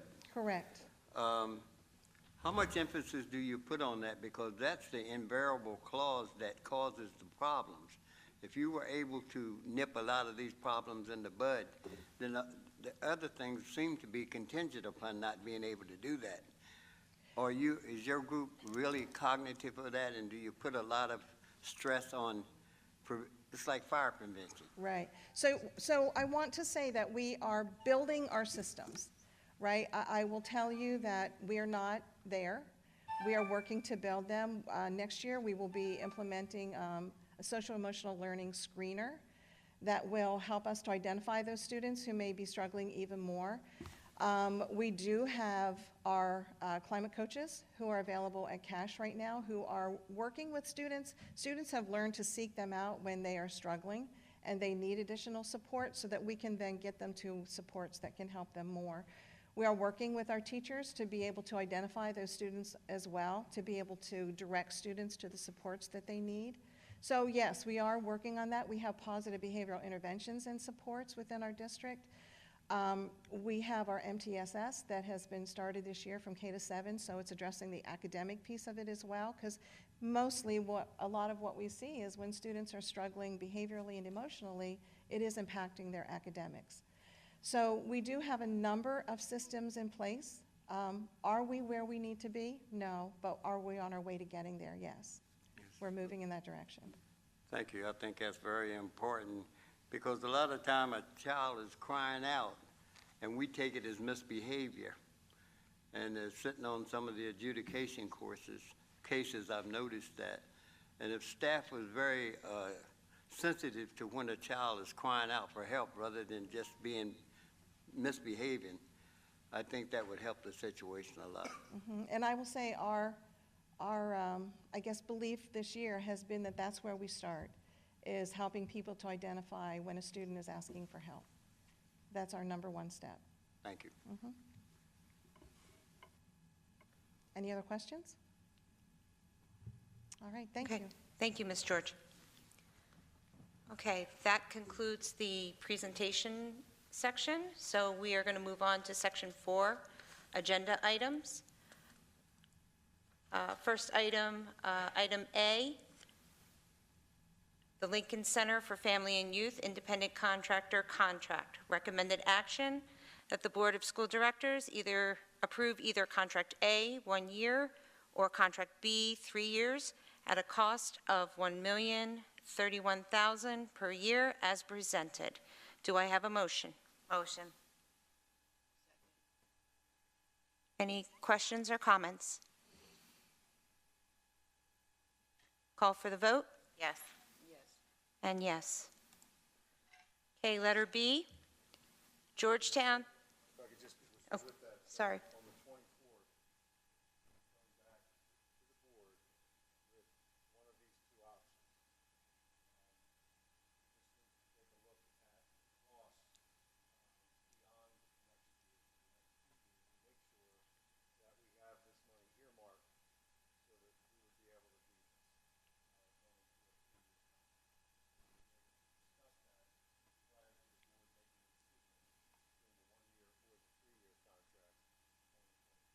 Okay, thank you. Thank you.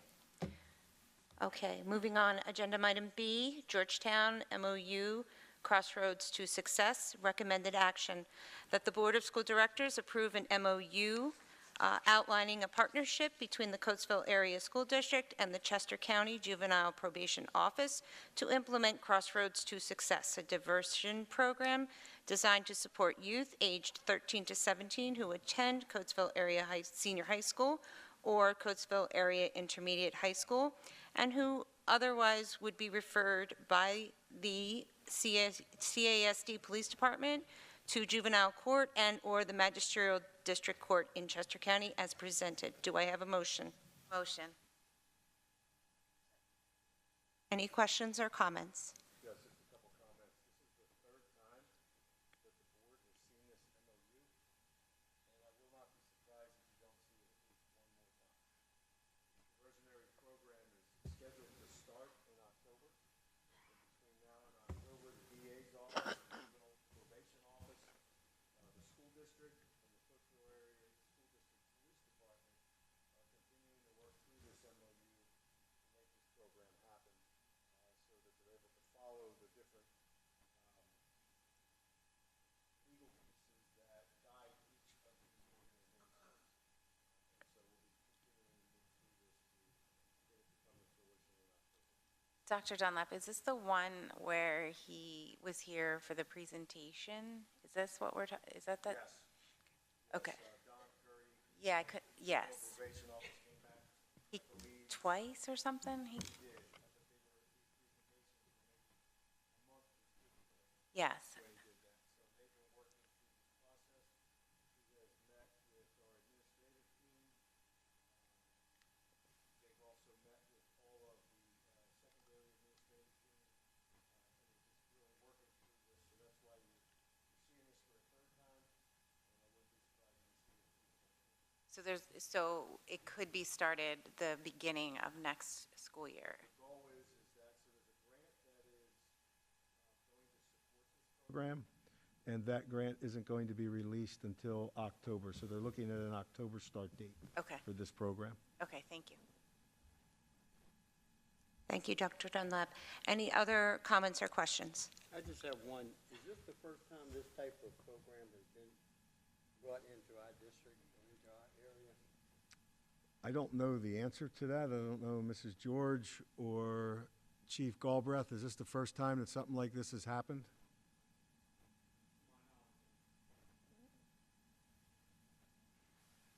I think there have been different siloed initiatives between those offices, but this is the first collaborative initiative, getting all those offices together so that everybody's on the same page with what's trying to be done within the district. So yes and no, I think, is the appropriate answer to your question.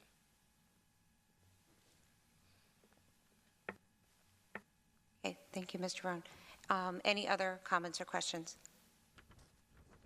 Okay, we'll call for the vote. Yes. And yes. Okay, item C, AFJROTC Crosstown Agreement with Oxford, recommended action, that the Board of School Directors approve the AFJROTC Crosstown Agreement with the Oxford Area School District as presented. Do I have a motion? Motion. Any questions or comments from my colleagues? Just a point that the board will be seeing at the June Education Committee, the contract between Downingtown Area School District and the Coatesville Area School District for them joining along in the Air Force Junior OTC program. Right now, that contract is pending legal review. between the two solicitors, and we'll have that coming forward to the board next month. Thank you. Any other comments or questions? Seeing none, we'll call for the vote. Yes. And yes. Item D, out-of-state field trip request, Cash French students. Recommended action that the Board of School Directors approve the overnight out-of-state field trip request for Coatesville Area Senior High School French students as presented. Do I have a motion? Motion. Any questions or comments? Seeing none, we'll call for a vote. Yes. And yes. Letter E, out-of-state field trip request, Cash French students 2. Recommended action that the Board of School Directors approve the overnight out-of-state field trip request for Coatesville Area Senior High School French students as presented. Do I have a motion? Motion. Any questions or comments? Seeing none, call for the vote. Yes. And yes. Okay, letter F, OT internship placement. Recommended action that the Board of School Directors approve the OT internship placement as presented. Do I have a motion? Motion. Are there any questions or comments? Seeing none, call for the vote. Yes. And yes. Letter G, out-of-state field trip request, Callan Elementary School. Recommended action that the Board of School Directors ratify the out-of-state field trip request for the students at Callan Elementary School as presented. Do I have a motion? Motion. Any questions or comments? Seeing none, call for the vote. Yes. And yes. Letter I, Keys to Literacy Professional Development. Recommended action that the Board of School Directors approve the contract agreement with Keys to Literacy to provide professional development to teachers at the campus during the 2022-2023 school year at a total cost of $43 million, is that right? $43 million? Okay, $43,983 as presented. Do I have a motion? Motion. Any questions or comments? Seeing none, we'll call for the vote. Yes. And yes. Before you move on, can we go back to letter H, because we skipped over letter H? Oh, I'm sorry. Letter H, I'm sorry. Letter H, literacy practicum placement for Abigail Olson. Recommended action that the Board of School Directors approve the request for Lori Whitman to mentor Abigail Olson for her literacy practicum as part of her Reading Specialist Master's Program with Wilkes University as presented. Do I have a motion? Motion.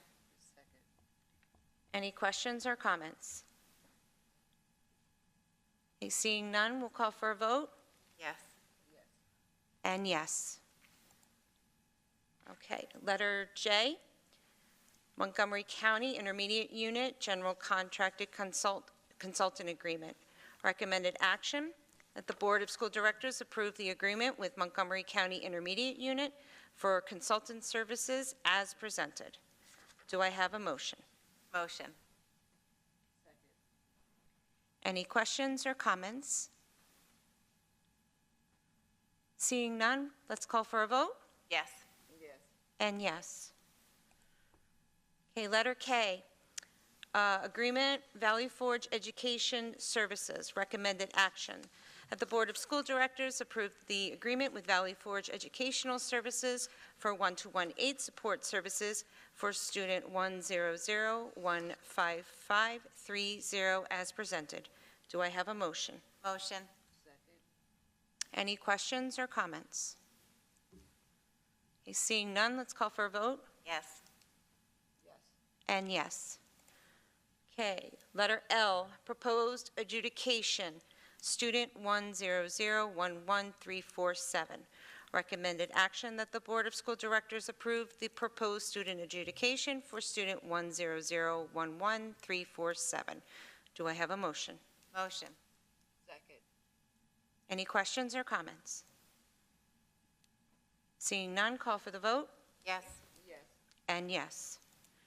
Okay, letter M, proposed adjudication, student 1000893. Recommended action that the Board of School Directors approve the proposed student adjudication for student 1008943. Do I have a motion? Motion. Any questions or comments? Okay, seeing none, call for the vote. Yes. And yes. Letter N, proposed adjudication, student 1007794.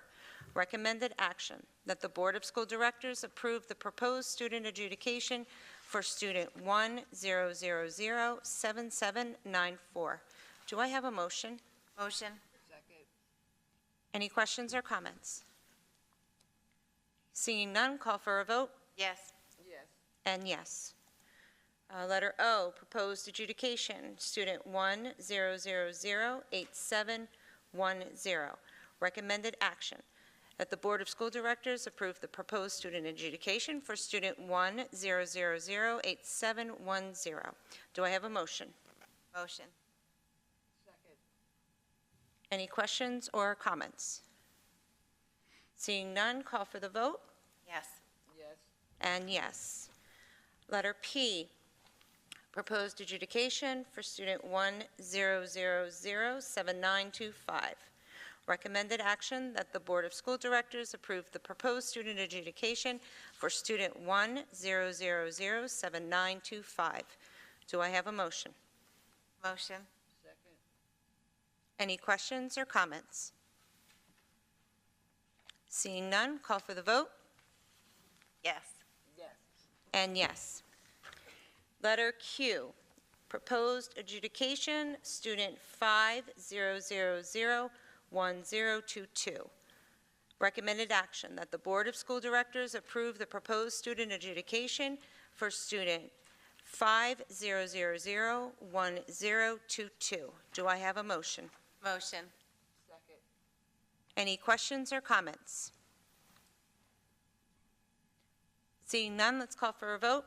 Yes. And yes. That concludes the agenda items. Moving on to number 5, informational items. Listed is the enrollment report for the district as of April 30th, 2022. Is there any old business? Okay, any new business? Okay, public comment. Ms. Lori Shannon Bailey.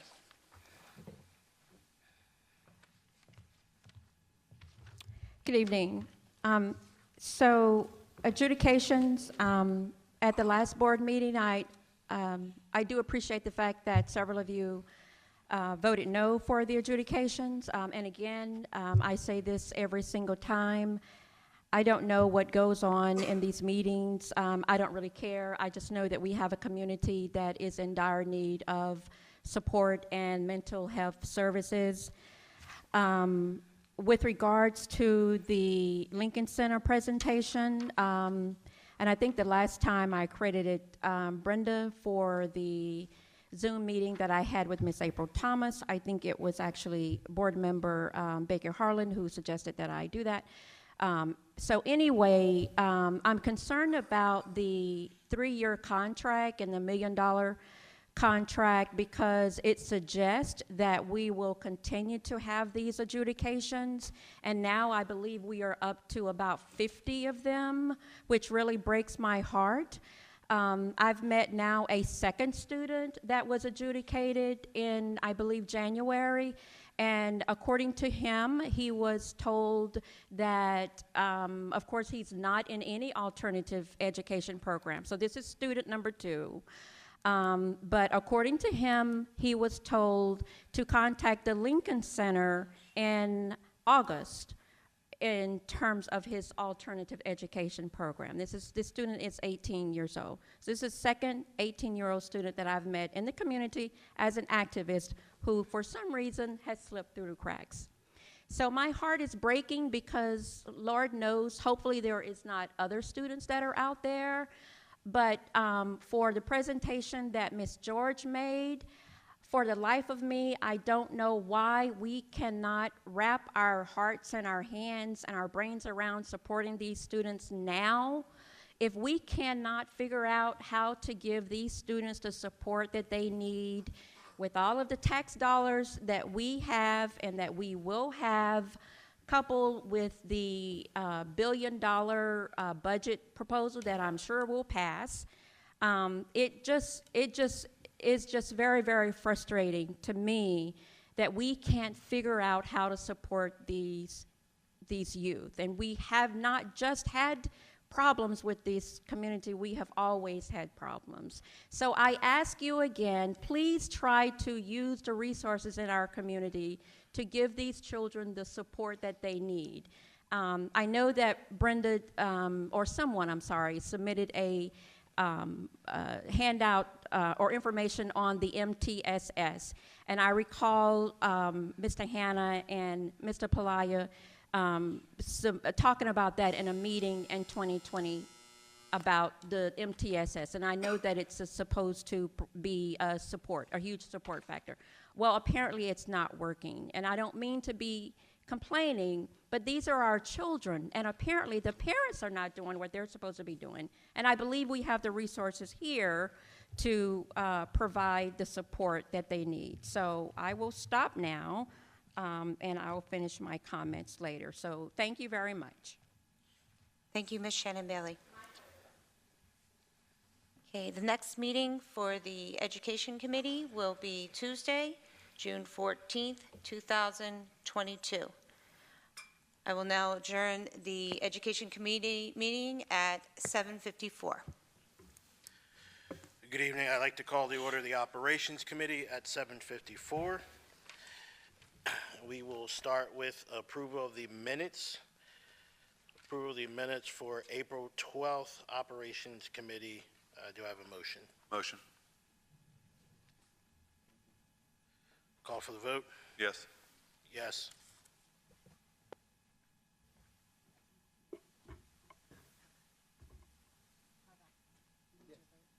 Yes.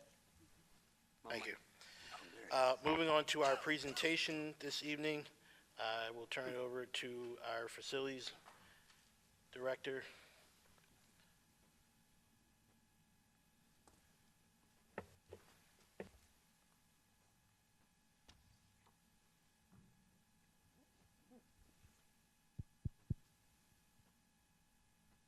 Good evening, Board and the community. At this time, we have a presentation that we're going to be doing this evening on the PA Guaranteed Energy Savings Act. I have here from Provident Energy, Mike Lang, and from Siemens, LJ Petroni. I'll turn it over to Mike Lang to start the presentation. Thanks, Dan, and good evening, school board and public. We're very excited tonight to be presenting to you our recommendation to the school board for our Guaranteed Energy Savings Act project. Next slide. We'll start off with a quick agenda. We do want to obviously go through the project goals. We feel it's important to continue to remember why we're doing these types of projects. Well, a bit of a recap from last month's presentations and really the last few months' worth of work. LJ at Siemens here will be providing a STEM program update. We'll go through the project financials and then, of course, some next steps. Thank you. So program goals, right, obviously we're looking to reduce energy consumption. It is an energy project, so that is first and foremost what we're looking for here is to reduce energy consumption across the district. Clearly, the STEM program assistance was a must here at the district throughout the process, and as you'll see, and LJ will talk a little bit more about, Siemens really stepped up to the plate for the district. Big ticket item was the replacement of the HVAC system at Reeseville Elementary. Again, LJ will go through a little bit of the details with that. And also an improved learning environment, right? Things like lighting improvements. Folks, when you think of LED lighting improvement, you think of better technology, energy savings, but it's also a better light. It's you know, for the classroom, for the learning environment. Indoor air quality and ventilation, can't stress that as much. You know, outdoor air quality coming into the facilities, especially in these times, getting the classrooms up to snuff with, you know, really the amount of outside air that should be in, fresh air into the environment. Again, enhancing the learning environment. Next two bullets really stressing help for the facilities department here, and Dan and his folks have done a really good job of identifying equipment in this district that at different facilities has been purchased within the last 10 to 15 years. Really good, solid equipment that over time has really needed some TLC. And this project here will help return that equipment, big equipment up on the roof, equipment in the classrooms and so on, really get that back to install conditions, kind of hitting the reset button so that the maintenance staff here can kind of develop a plan so that they can maintain it in the future. And then automated technology, right? I like to think about this as, you know, if you were using a laptop from, say, 2012 right now. I mean, the district right now at the building level is in the technology from about 10 to 12 years ago. It's really hard to use.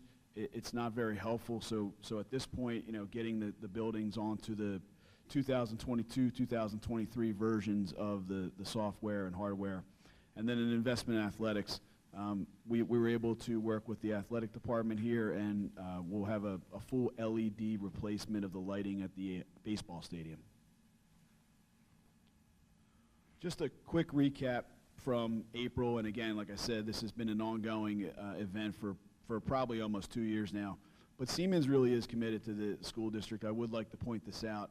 You know, in advance of this contract on their own dime, back in January, February, there were about 30, 35 parking lot lights here at this campus that were out, you know, safety concerns, so on. So Siemens was able to mobilize one of their partners to actually install those lights on their dime.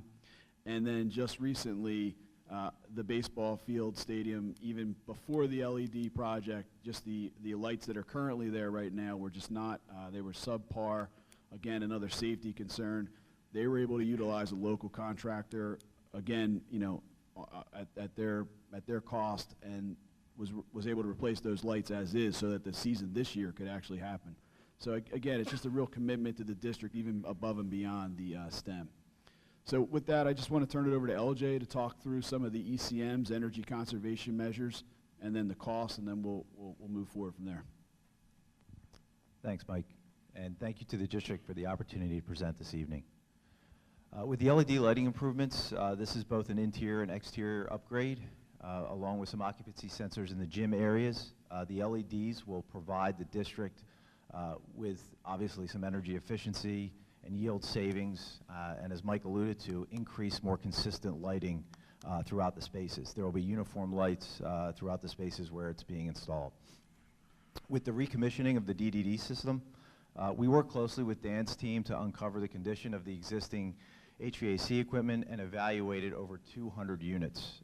This includes anything from the air handlers to the unit vents, rooftop units, air duct units, et cetera.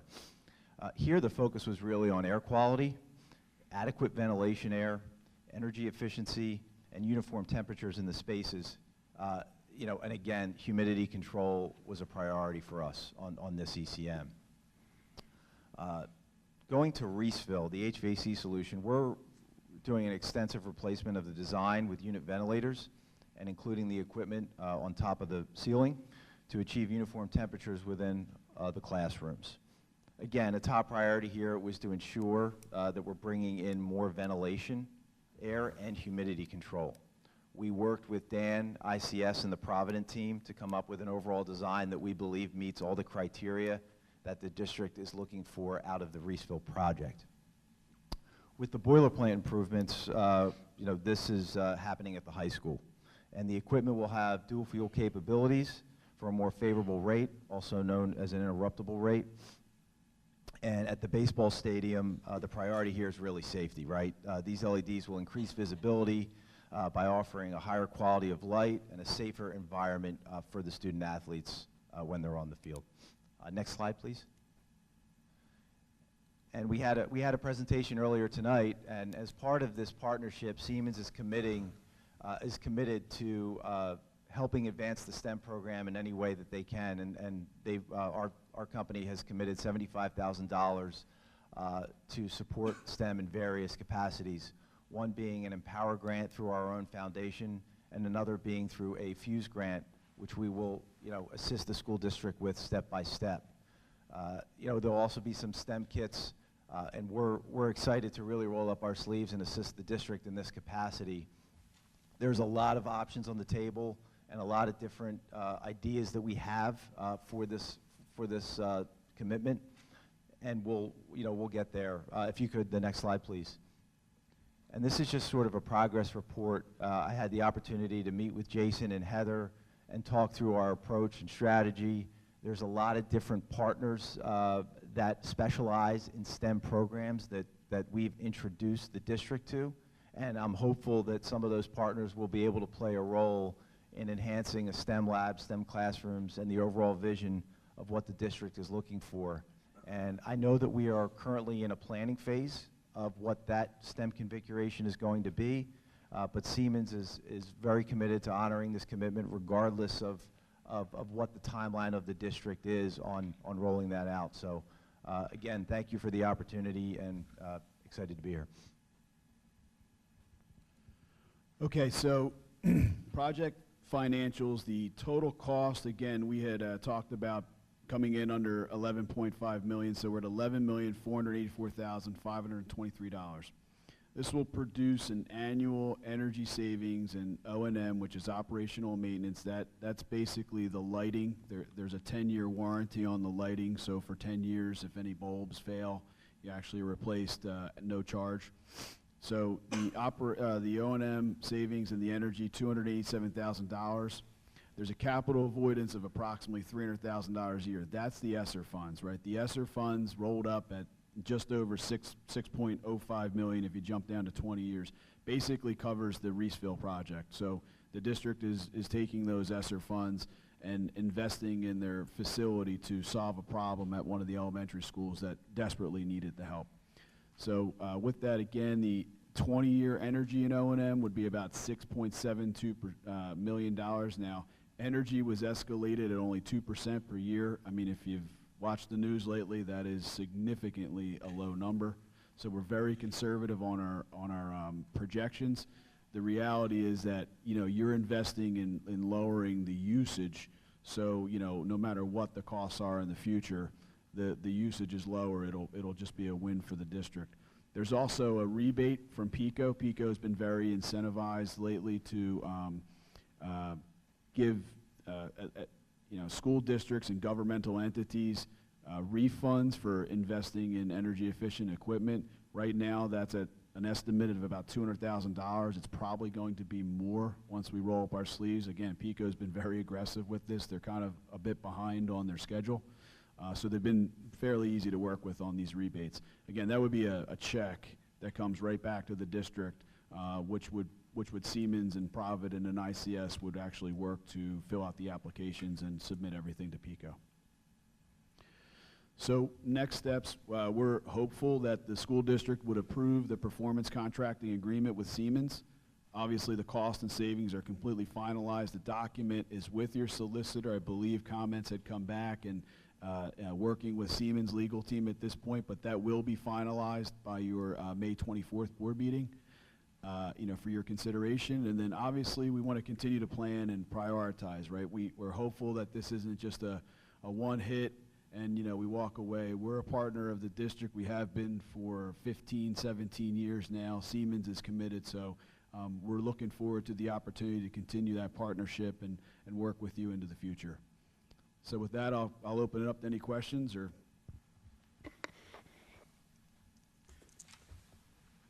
One of the things I hear you saying is the end will justify the means in the payback to the district and the taxpayers as far as if we approve this contract.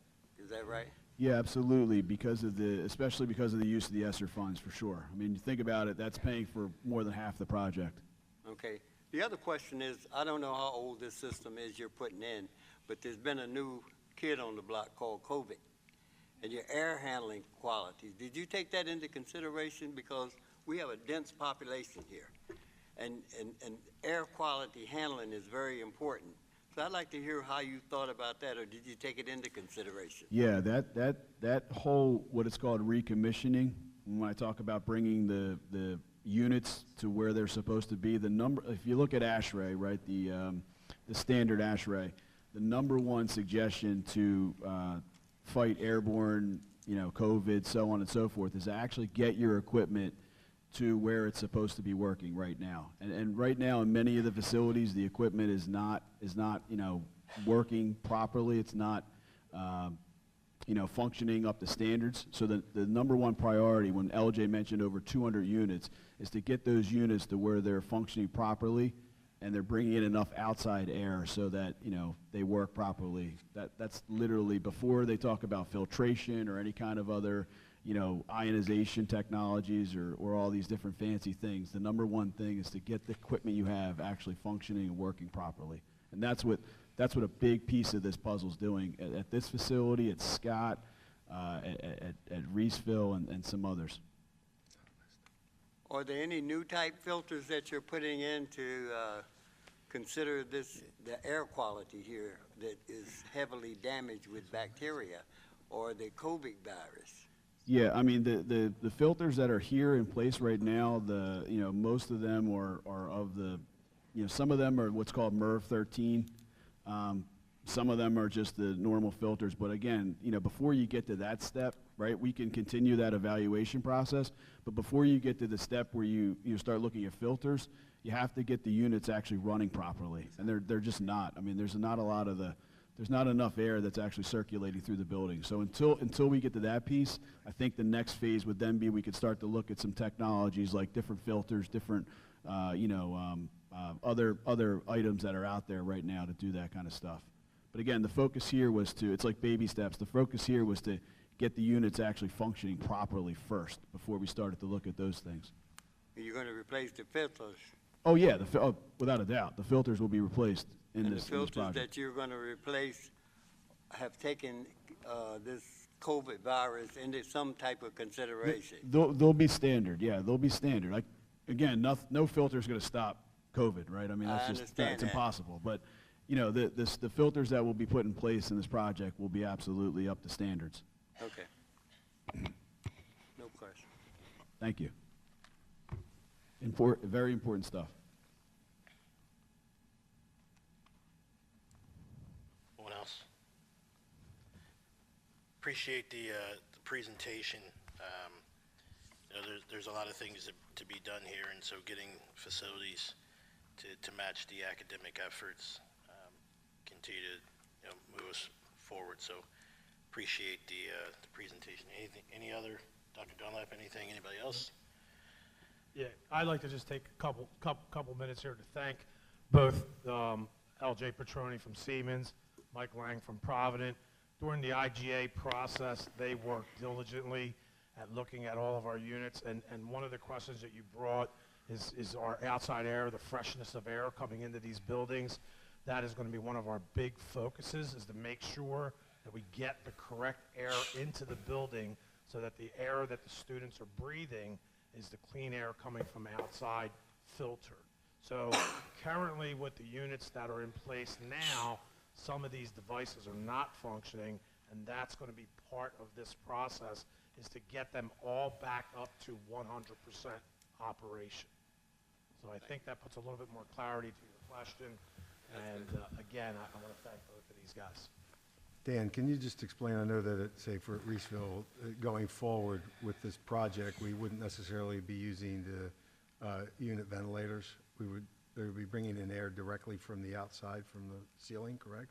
Correct. So over at Reeseville, throughout this design process, and we kept going back and forth with the current system that's in place, and what we decided was, because Reeseville was struggling throughout the years with humidity issues, so if you go into Reeseville, on a 90-degree day, it looks like a rainforest in there. So what we decided was, because the unit ventilators are bringing in outside air that's directly at a level of where the ground outside is, so if you have a rainy day or anything like that, basically you're pulling that humidity that's sitting, or the dew, or anything like that that's sitting on the grass, and it's entering in the school immediately into the classrooms.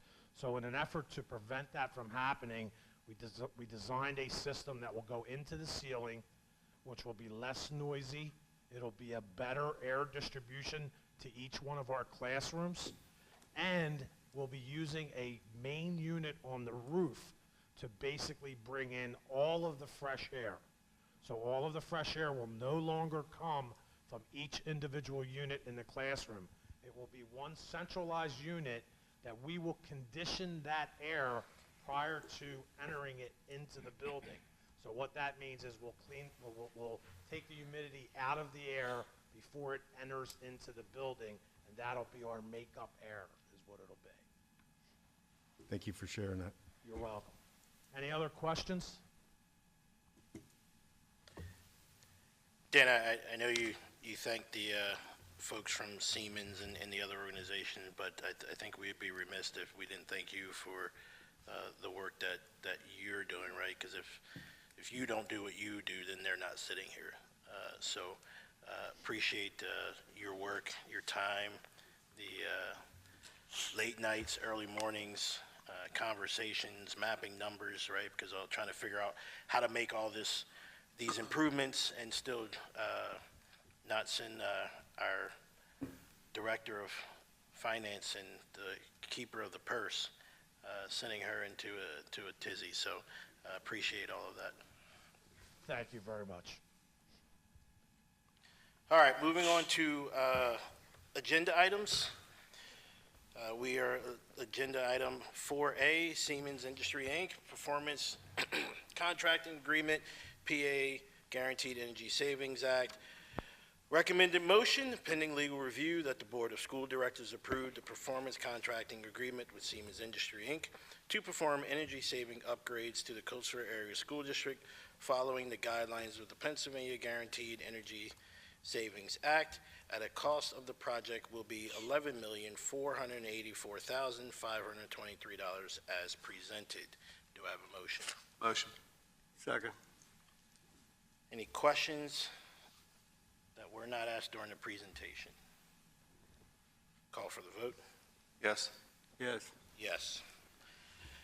Yes.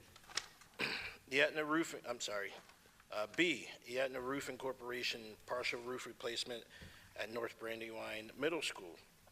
Recommended motion that the Board of School Directors approve the bid received from Aetna Roofing Corporation for partial roof replacement of North Brandywine Middle School of a roof areas 6 and 8 at a cost of $274,000 as presented. Do I have a motion?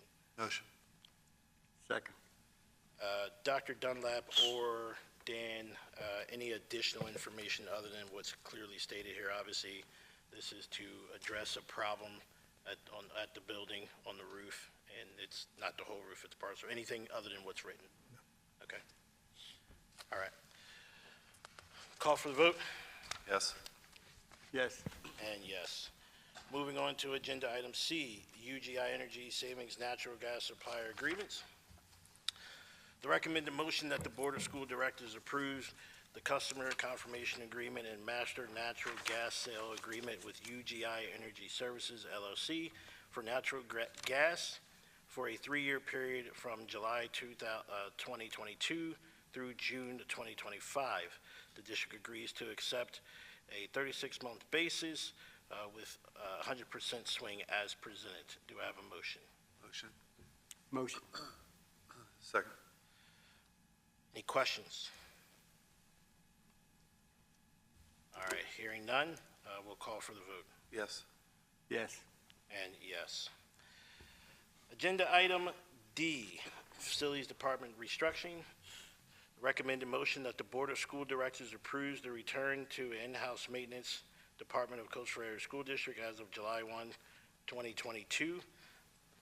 6 newly created positions will be part of the Coatesville Area Federation of Educational Employees as presented. Do I have a motion? Motion. Second. Any questions? Hearing none, we'll call for the vote. Yes. Yes. And yes. Agenda item E, 2022 COPS hiring program, authorized application. The recommended motion that the Board of School Directors authorize the submittal of application to the 2022 COPS hiring program, CHP, award program, which provides funds directly to law enforcement agencies to hire law enforcement officers and to increase community policing efforts. CHP awards will provide up to 75% of entry-level salary and fringe benefits for each approved position for a 3-year period. Agencies must retain each CHP-funded position for 12 months following the 3 years of funding for the position as presented. Motion. Call for a motion. Motion. Second. Any questions? I'll make a comment, not necessarily a question. You know, this is in efforts to, well, actually, I will yield that. I will ask our Chief of Police to come up to the podium if he wouldn't mind, please.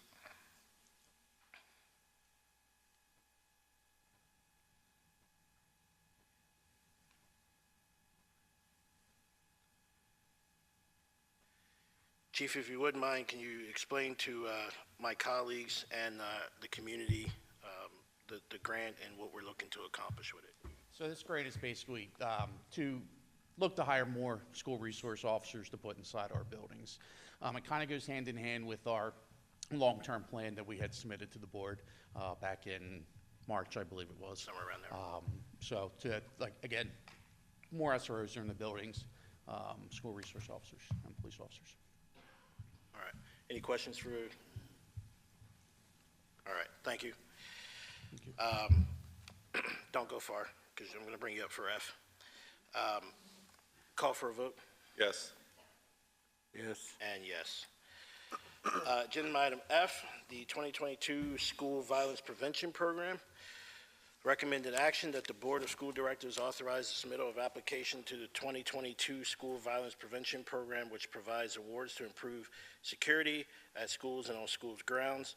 The school district will seek funding to purchase needed communications equipment and a new PA system for Kings Highway Elementary School. Funding will provide up to 75%. Call for a motion. Motion. Second. Any questions? Chief, without getting into obviously too many details about the security of our facilities, but obviously this is, when we talk about communications equipment, we're pretty much looking at hardware Correct. to make Yeah. upgrades. Hardware to make the system actually better and elevate the system to what it currently is. Okay. And the PA system speaks for itself there. Correct. All right, thank you. Yep. Call for a vote? Yes. Yes. And yes. I don't have any informational items. Any information? I grabbed it. Ms. Heindel, I grabbed it already. Thanks. I don't have any informational items. Do my colleagues have any? Okay. I don't have any old business. Any new business? Public comment, Ms. Lori Shannon Bailey.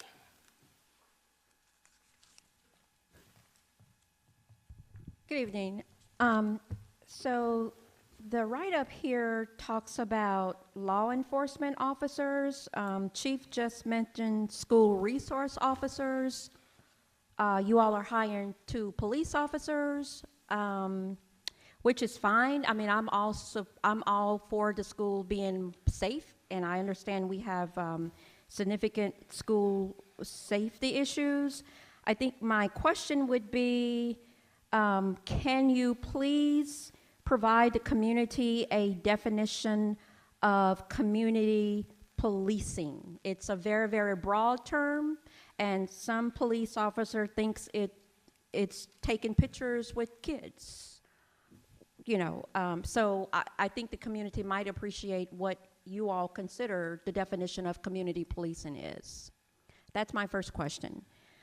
My second question would be with regard to the PA system at Kings Highway. And again, I'm all for supporting whatever you all feel you need to do to make our campuses more safe. But I'm just wondering why Kings Highway with the new PA system. I'm seeing a lot of fights at other schools, and would a PA system be more beneficial at another school building? I don't know, but I'm just trying to make a connection. But, you know, do we have a safety issue? Do we have a lot of fights at Kings Highway? I haven't heard that that's the issue, but I could be wrong. So, thank you. Thank you. I'll be more than happy to answer both of your questions post the meeting if you so desire to stick around.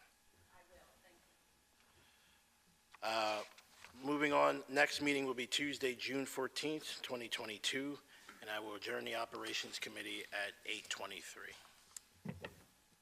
Good evening. I'd like to call to order the Policy Committee meeting. First order of business is approval of the minutes.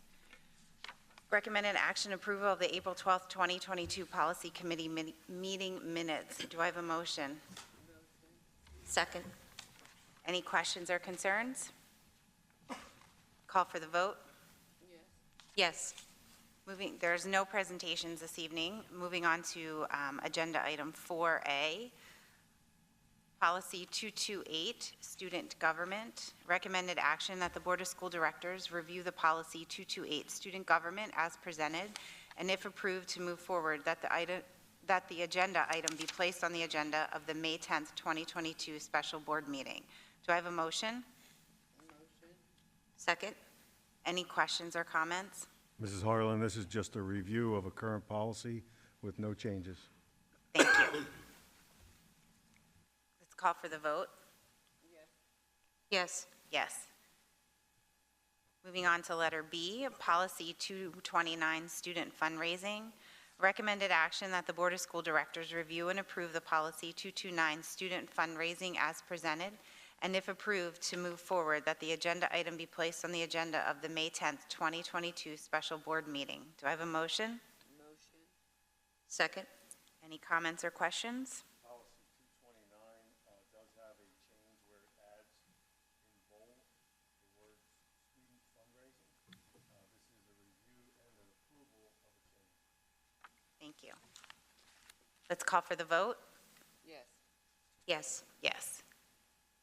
Letter C, Policy 230, Public Performance by Students. Recommended action that the Board of School Directors review and approve the Policy 230, Public Performances by Students as presented, and if approved, to move forward, that the agenda item be placed on the agenda of the May 10th, 2022 special board meeting. Do I have a motion? Second. Any comments or questions? This policy is just a review of a current policy. Thank you. Let's call for the vote. Yes. And yes. Moving on to letter D, Policy 231, Social Events and Class Trips. Recommended action that the Board of School Directors review and approve the Policy 231, Social Events and Class Trips as presented, and if approved, to move forward, that the agenda item be placed on the agenda of the May 10th, 2022 special board meeting. Do I have a motion? Second. Any comments or questions? This is also a review, but going forward, when we get to the informational items, all of the informational items have to have a hierarchy of reporting changes added to it. That's a reflection of this policy. So it's just a review of a current policy, but because of the changes with the titles and positions being different, we have to change all of the ARs to the informational items. Thank you. Let's call for the vote. Yes. And yes. Letter E, Policy 232, Student Involvement in Decision-Making. Recommended action that the Board of School Directors review and approve the Policy 232, Student Involvement in Decision-Making as presented, and if approved, to move forward, that the agenda item be placed on the agenda of the May 10th, 2022 special board meeting. Do I have a motion?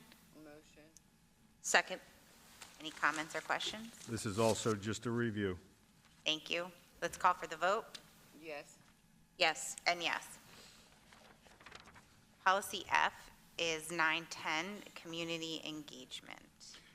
Mrs. Harlan, in this policy tonight, this is just a discussion. There is nothing to move this policy forward tonight. So back on March 21st, as an extension of the communications plan, the Coatesville Area School District Community Partners Group got together. There were about 15 community partners that were identified. 9 attended the meeting. What we ended up doing was discussing the communications plan that the district had implemented. We gave the members of these partnered groups an update on the current status of the comprehensive plan. And then each of the groups got to have some time to discuss kind of their roles, what they do, and things that they would like to see around community engagement and involving partnered groups. With that, we left that meeting with the idea of taking a harder look at our policy, and we also wanted to identify all of the groups that the district currently partners with, and we've been in the process of creating a long list of all the different groups that we partner with, and also what roles those groups play with the work that they're doing in our district. I do know that there was some discussion about this policy that the board had brought up, I guess, over a year ago. Yes. And could you share that, just so we see where that's taking us with this policy? So the board had a discussion on our community engagement that we wanted to be more involved with the community members that came and presented to administration behind closed doors. We wanted to be able to see them. We wanted to be able to see the presentations and discuss them as a board. And then that's really where this policy came from, is to be able to do that. Thank you. So from the work of the committee, Liren Yako with CCAP was instrumental in doing some work with us and looking at this policy. And so what is happening right now, this policy is under legal review with some suggestions that were made from that meeting, as well as suggestions from our solicitor. And so really what we wanted to do was not only look at the definition of community partnership, but we wanted to also take a look at what were the different types of partnerships that the district participates in, and not just currently, but what would the district like to be participating in the future. And then there were a series of points that were made about what administrative levels where these partnerships would take place, whether it was with schools, with certain programs. And we also wanted to come up with the different definitions within this policy around, like, defining what a partner is, what a provider is. And as we were moving through this, currently there aren't any approved ARs yet. We are in the process of that. So when we had this discussion, there really weren't any ARs. And so we are now creating a system of ARs to follow this policy that will be bringing back for discussion, not only just with the board, but also with this enlarged group of community partners. In the next month or so, we look to get together as a follow-up and start to take a look at these ARs that would describe the processes that these groups would go through to come on board with the district, as well as what necessary steps they would need to take to carry out this policy. So that's the direction of where this policy is going. And then we'll also, I think it would be beneficial too, moving forward, that we have a board member be part of this group to also engage in that discussion with community members. Okay. So, again, this is just a discussion for tonight. Are there any questions from the board members on this policy or the work that this group has started to undertake? Okay, thank you. Thank you. And as I said, before you move into informational items, all of those informational items had changes with them in regards to the structure of who people are reporting to, and that's what was changed. The only other AR, I believe, that had any additional content added to it was the student assistance program, where we had to put things in that AR that match our policy that weren't there prior. Thank you. Moving on to 6 is old business, new business, public comment, and there's no public comment. Our next meeting is Tuesday, June 14th, 2022. I would like to adjourn the Policy Committee meeting at 8:32 p.m.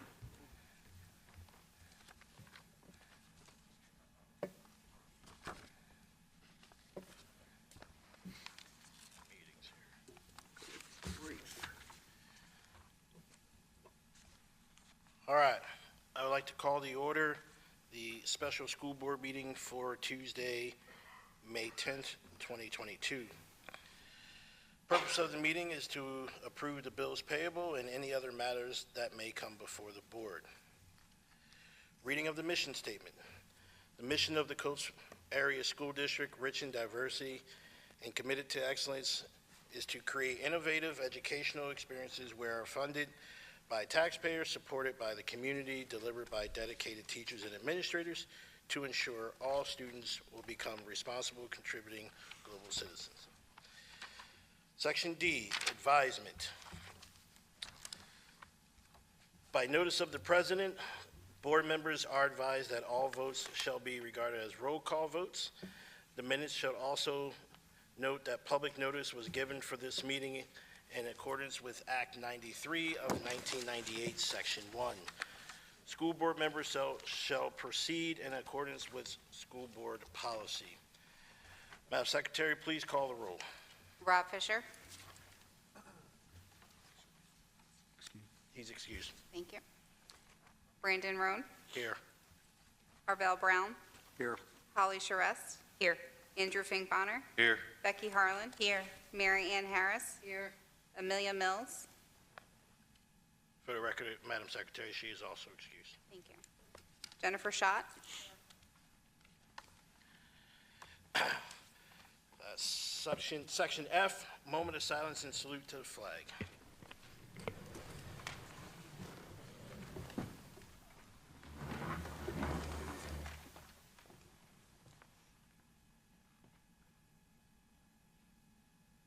I pledge allegiance to the flag of the United States of America, to the republic for which it stands, one nation, under God, indivisible, with liberty and justice for all.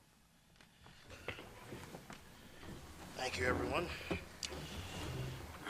Number 2, additions, deletions, or modifications to the agenda. Do we have any additions, deletions, or modifications to the agenda? Yes, Mr. Roan, I have an addition that we would need to have a motion by a board member to take forward to add to the agenda, and a second to add that. This would occur under operations, number 7, item C. Recently, we had a legal review of a contract that came forward. It's with Market Street Sports Group. I will read the motion that I am asking the board to add. This will also be a roll call vote when this agenda item comes up. That the Board of School Directors disapprove the agreement with Market Street Sports Group, Inc., to be exclusive marketing agent to solicit and manage sponsorship agreements for school district venues and events, as well as commercial advertising, signage, announcements, and other promotional opportunities at the school district activities for a 2-year term from May 1st, 2022 to April 30th, 2024. Market Street Sports Groups would receive a sales commission of 30% of the net sponsorship payments received by the school district from sponsorship agreements entered pursuant to this agreement as presented. I will hand this over to Ms. Diefendorfer, the board secretary, along with the attachments that were included with this when this was approved by the board to move forward.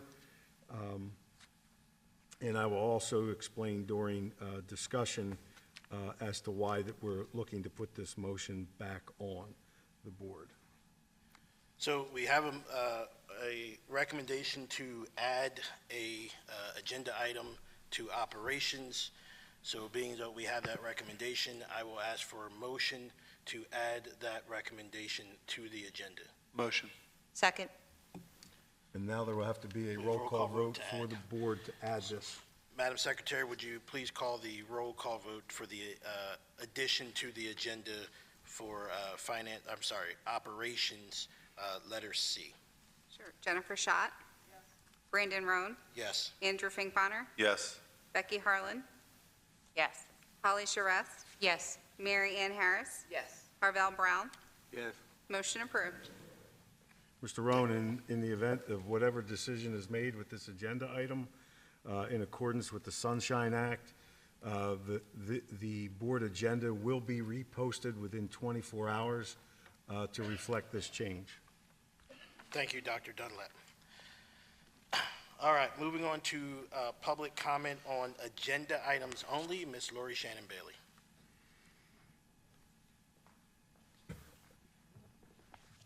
For the 27-page contract with Georgetown and the Chester County Juvenile Probation Office, I'd like to know specifically, are students that are being adjudicated, are they involved in that program?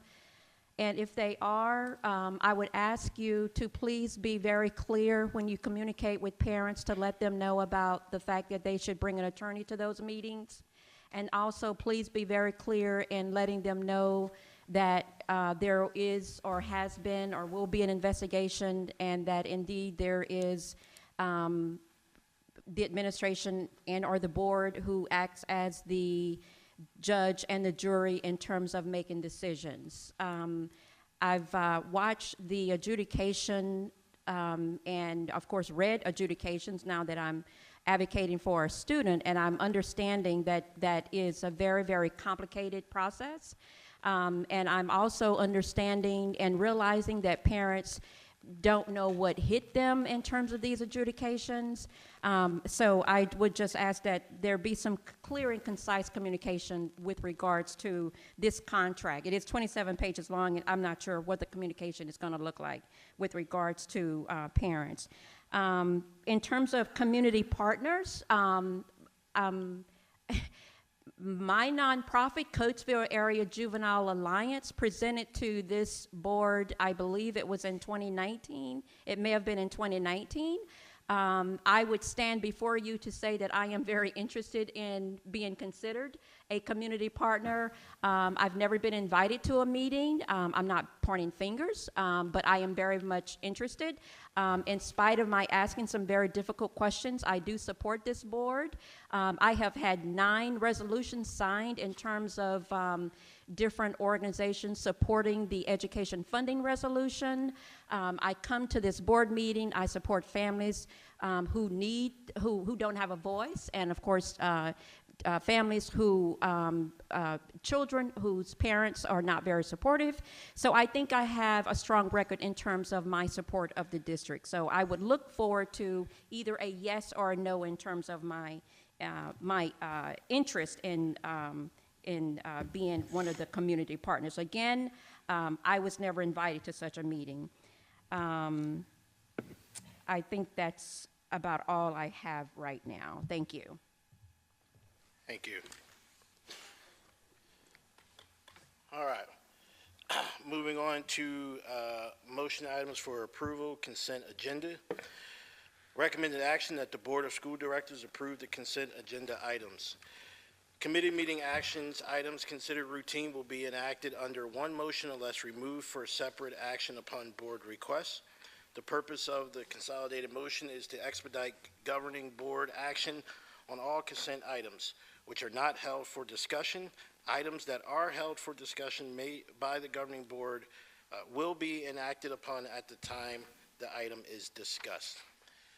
So at this time, I will pull the following, and then I will also open it up for any of my colleagues for any items to be removed from consent agenda. So under the Finance Committee, we will pull the financial statements. That is 5 alpha. We will then move on to the Human Resources report. We will pull that for roll call vote. I will also be pulling all of the adjudications, so we will start with proposed adjudication for student 1001134. 4947, which is item J. Item K, proposed adjudication for student 10008943. And then item L, proposed adjudication for student 10007794. We will also move letter M, student adjudication 10008710. N as in Nancy, student adjudication 10007925. And O, student 5000102.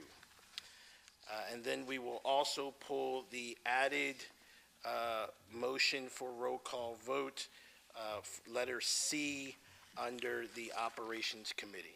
That is all I have. Any others from my colleagues? Mr. Rowan, if we could also, under Finance, because it is a services contract, pull letter B, CCIU Marketplace Services Contract for a roll call vote. In addition to letter B, also letter D, E, F, G, and H. The reasons for D, E, F, and G are those are position creations for a roll call vote, and letter H for the elimination of a position. So I'll just repeat that. In addition to you pulling letter A, financial statements, and I, human resources report, I'd also like to pull letter B, CCIU Marketplace Services Contract, letter E, creation of English language arts remediation, letter D, sorry, I went out of order, creation of biology remediation teacher position, letter F, creation of mathematics remediation teacher position, letter G, creation of elementary special education teacher positions for the additional verbal behavior autistic support classrooms, and finally letter H, elimination of positions. So all in Finance with the exception of letter C. All right. I have those noted. Any others? You can just give me a second to catch up Catch to up, all of that. sure. Thank you. And let me know if any of that needs to be repeated. So I think I got everything on Finance with the exception of letter C, That's what I heard. and that's it. I think I have everything else covered. Thank you. All right. Any others from my colleagues? Ms. Harlan? No? Okay. All right. All right, hearing none,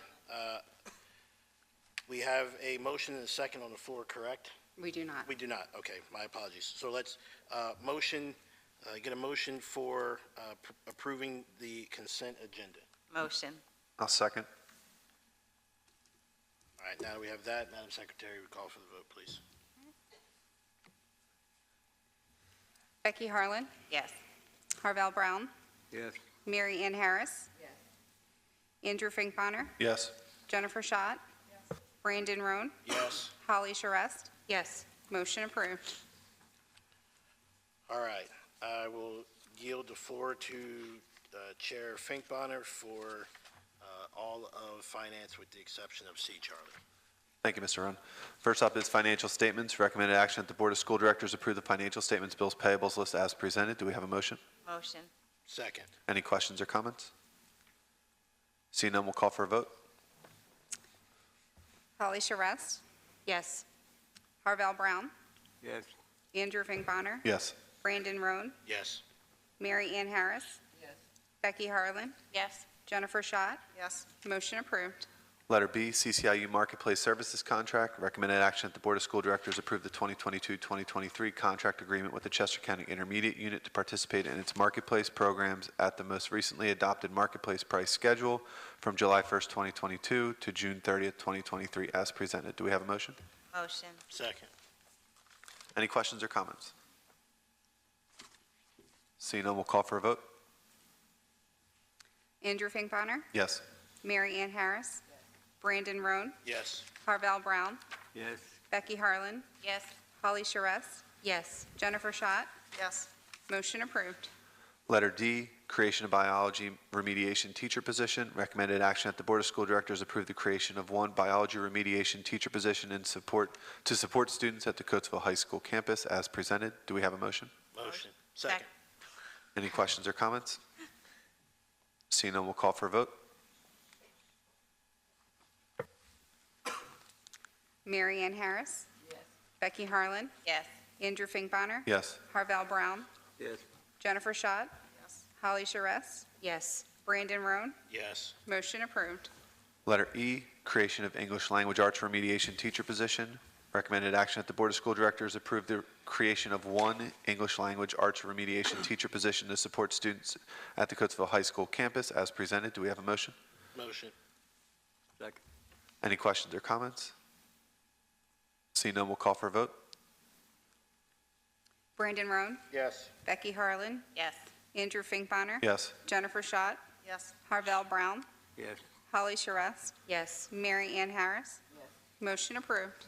Letter F, creation of mathematics remediation teacher position. Recommended action that the Board of School Directors approve the creation of one mathematics remediation teacher position to support students at the Coatesville High School campus as presented. Do we have a motion? Motion. Second. Any questions or comments?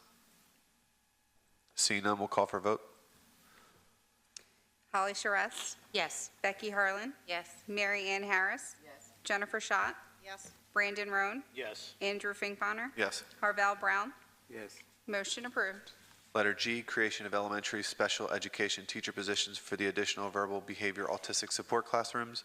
Recommended action that the Board of School Directors approve the creation of 2 special education teacher positions to support the 2 new verbal behavior programs at Reeseville Elementary School as presented. Do we have a motion? Motion. Second. Any questions or comments? Seeing none, we'll call for a vote. Jennifer Schott. Yes. Holly Charest. Yes. Andrew Finkbeiner. Yes. Becky Harlan. Yes. Harvell Brown. Yes. Mary Ann Harris. Yes. Brandon Roan. Yes. Motion approved. Letter H, elimination of position. Recommended action that the Board of School Directors approve the elimination of one off-campus special education teacher position as presented. Do we have a motion? Motion. Second. Any questions or comments? Seeing none, we'll call for a vote. Harvell Brown. Yes. Andrew Finkbeiner. Yes. Jennifer Schott. Yes. Mary Ann Harris. Yes. Brandon Roan. Yes. Becky Harlan. Yes. Holly Charest. Yes. Motion approved. Letter I, Human Resources Report. Recommended action that the Board of School Directors approve the resignations, appointments, new positions, leave of absence, transfers, change of status, and corrections as presented. Do we have a motion? Motion. Second. Any questions or comments? Seeing none, we'll call for a vote. Jennifer Schott. Yes. Brandon Roan. Yes. Andrew Finkbeiner. Yes. Becky Harlan. Yes. Holly Charest. Yes. Mary Ann Harris. Yes. Harvell Brown. Yes. Motion approved. All right, I believe that takes care of all of finance. I will turn it over to Mrs. Charest for education for the 6 proposed adjudications. Thank you, Mr. Roan. Okay, letter J, under the Education Committee, or Education section, letter J. Proposed adjudication for student 100-11347. Recommended action that the Board of School Directors approve the proposed student adjudication for student 100-11347. Do I have a motion? Motion. Second. Any questions or comments? Seeing none, we call for a vote. Becky Harlan. No. Harvell Brown. No. Holly Charest. No. Andrew Finkbeiner. No. Jennifer Schott. No. Brandon Roan. Yes. Mary Ann Harris. Yes. Motion denied. Okay, letter K, proposed adjudication for student 100008943. Recommended action that the Board of School Directors approve the proposed student adjudication for student 1008943. Do I have a motion? Motion. Second. Any questions or comments? Seeing none, call for a vote. Becky Harlan. No. Mary Ann Harris. Yes. Harvell Brown. No. Holly Charest. No. Andrew Finkbeiner. Yes. Jennifer Schott. Yes. Brandon Roan. Yes. Motion approved.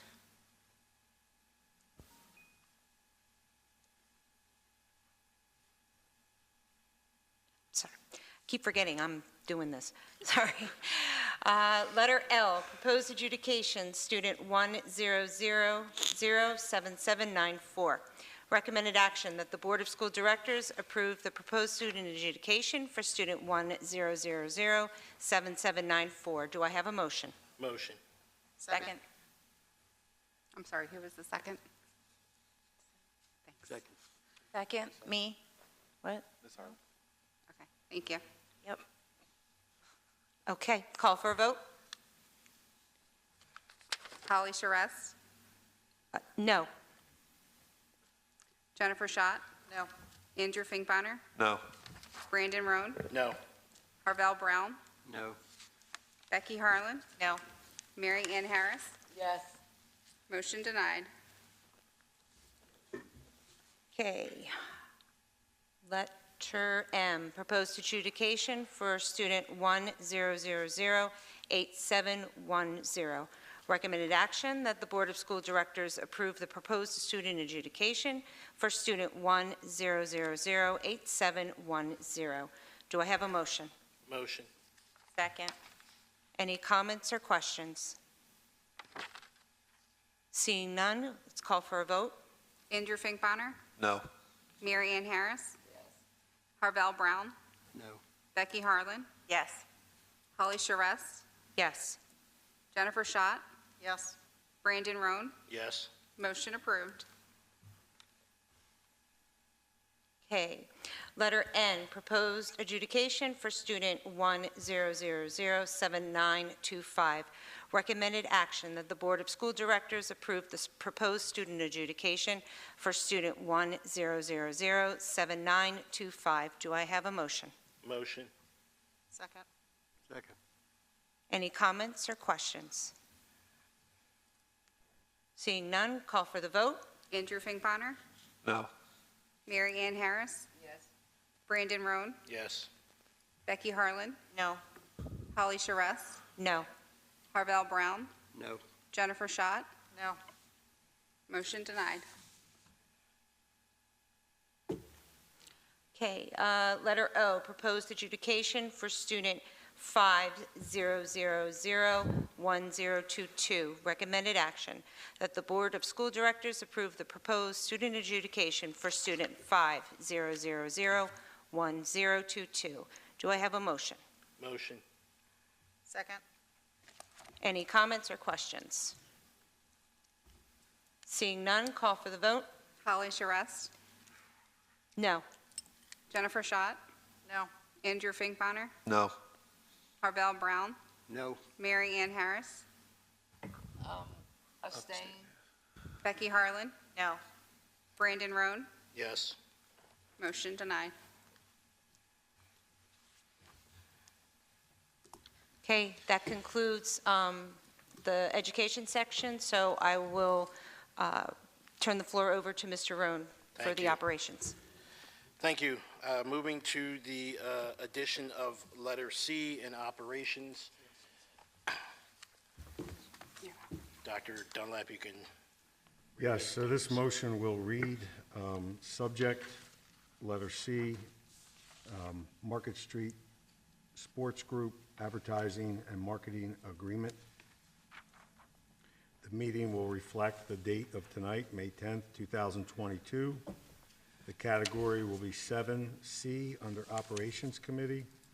Access will read public, and the type of vote that would take place will be a roll call.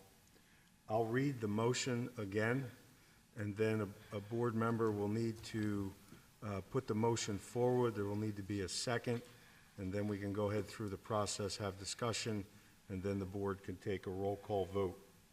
The motion will read that the Board of School Directors disapprove the agreement with Market Street Sports Group, Inc. to be exclusive marketing agent to solicit and manage sponsorship agreements for the school district venues and events, as well as commercial advertising, signage, announcements, and other promotional opportunities at school district activities for a 2-year term from May 1st, 2022 to April 30th, 2024.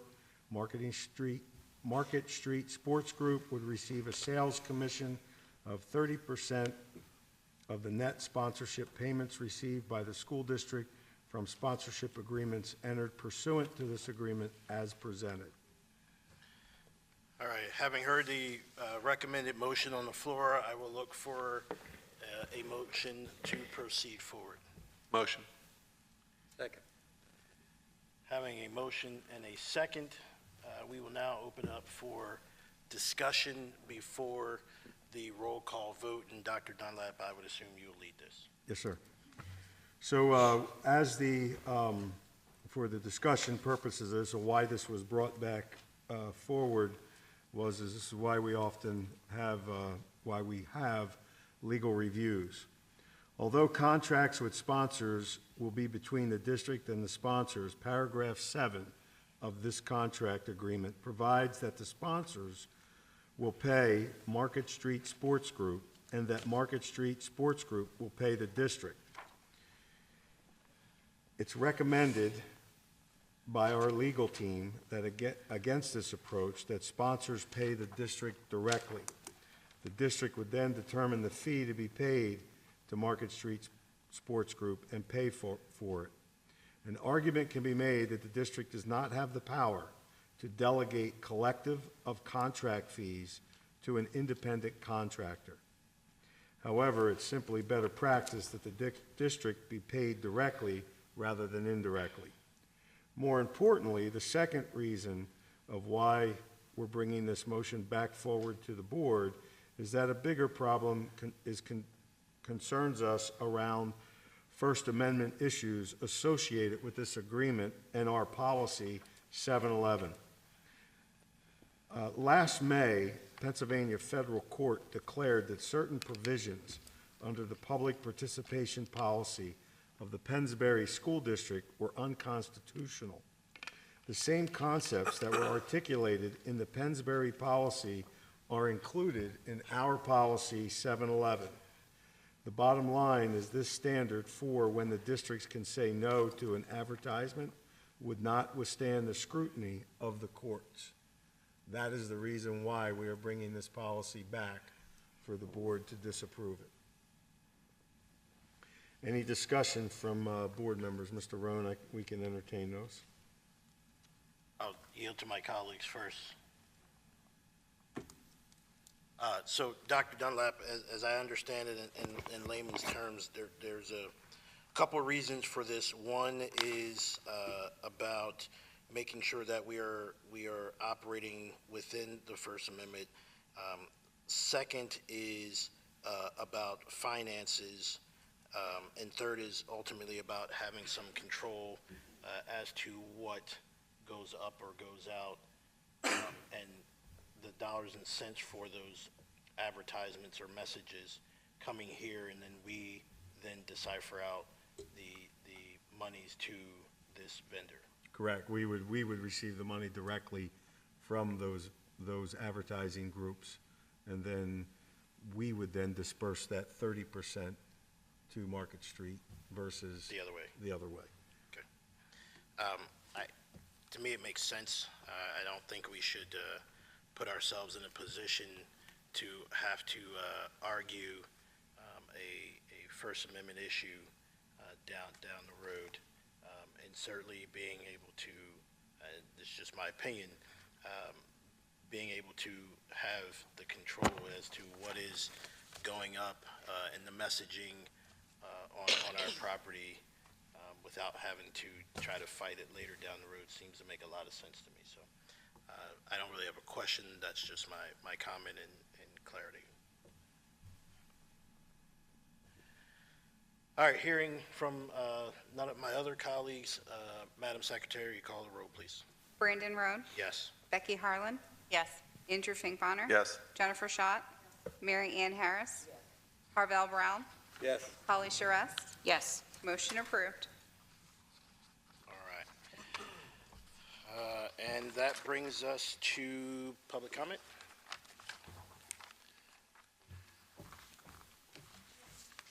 Ms. Stewart? This was long. I don't know how you guys do it, but, because you're very quiet. So, good evening, members of the board, Dr. Dunlap, the community, and presenters. I wanted to introduce myself because I've never met any of you personally, though you have heard from me via email. My advance apologies if you have. I live in the city of Coatesville. I have 2 older children in their 40s. I have 3 grandchildren in the Coatesville School District. I was well under 3 minutes until everybody presented. And then I have a 7-year-old grandson who's a coder. So I love that presentation. My granddaughter is a distinguished honor student in 10th grade. And then I have a little one who is just going to go into kindergarten. They all love it. They love school, all of them. My daughter knows my passion for children.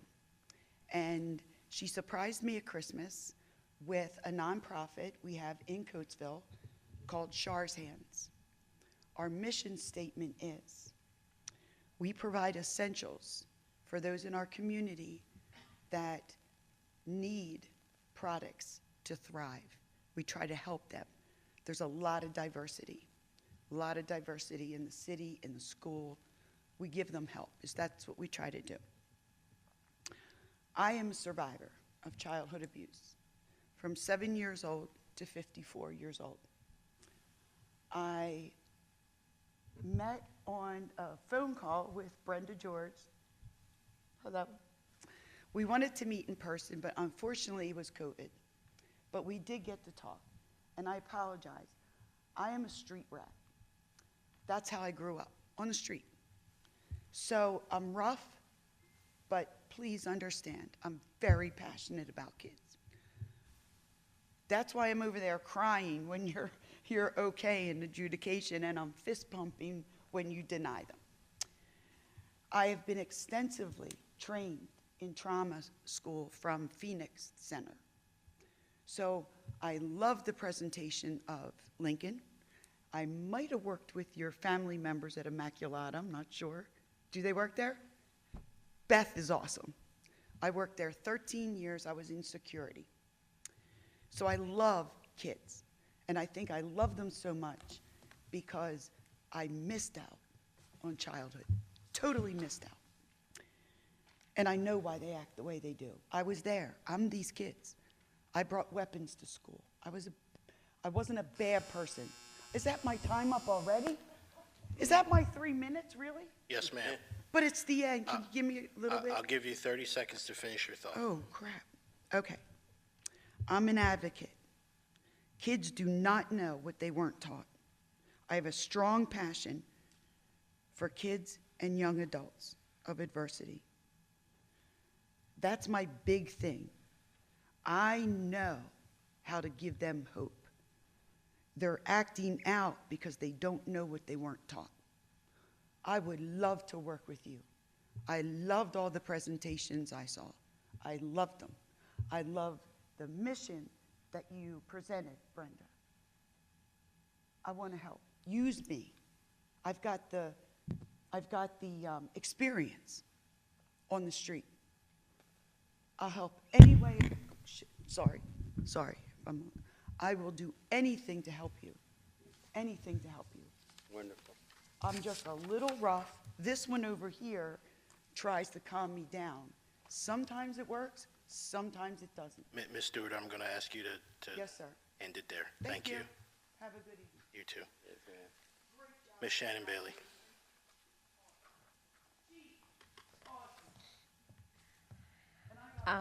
Good evening. So in terms of the adjudication, so thank you to those of you who voted no. It always makes us happy, as Char said. So tomorrow, in terms of advocacy, and I'm not bragging, my why, which Brandon, I know you said a while back, is because I care deeply about this community. But tomorrow morning, I will be assisting a family. This mother has an adjudicated child She has a 21-year-old who was just as involved. She did not graduate from high school. She has a 7th grader. I have his student attendance report. It's 10 pages long. We have his IEP meeting on Monday. I will be emailing Mrs. George about this tomorrow. I will be speaking with the social worker tomorrow because the child is in desperate need of counseling. So the work that I do goes beyond coming to this board meeting talking about why adjudications are not the only answer. And I'm not bragging. Trust me, I am not bragging. I could be doing a lot of things besides coming to these board meetings every 2 weeks. But we do have a lot of challenges, and I do look forward to working with you all continually to support this family to the degree that we can to keep children out of the unjust juvenile justice system, which may end up being the unjust criminal justice system. Thank you. Thank you. Any informational items? Hearing none, I will put a motion on the floor, call for an adjournment. Motion. We will adjourn at 9:08 p.m.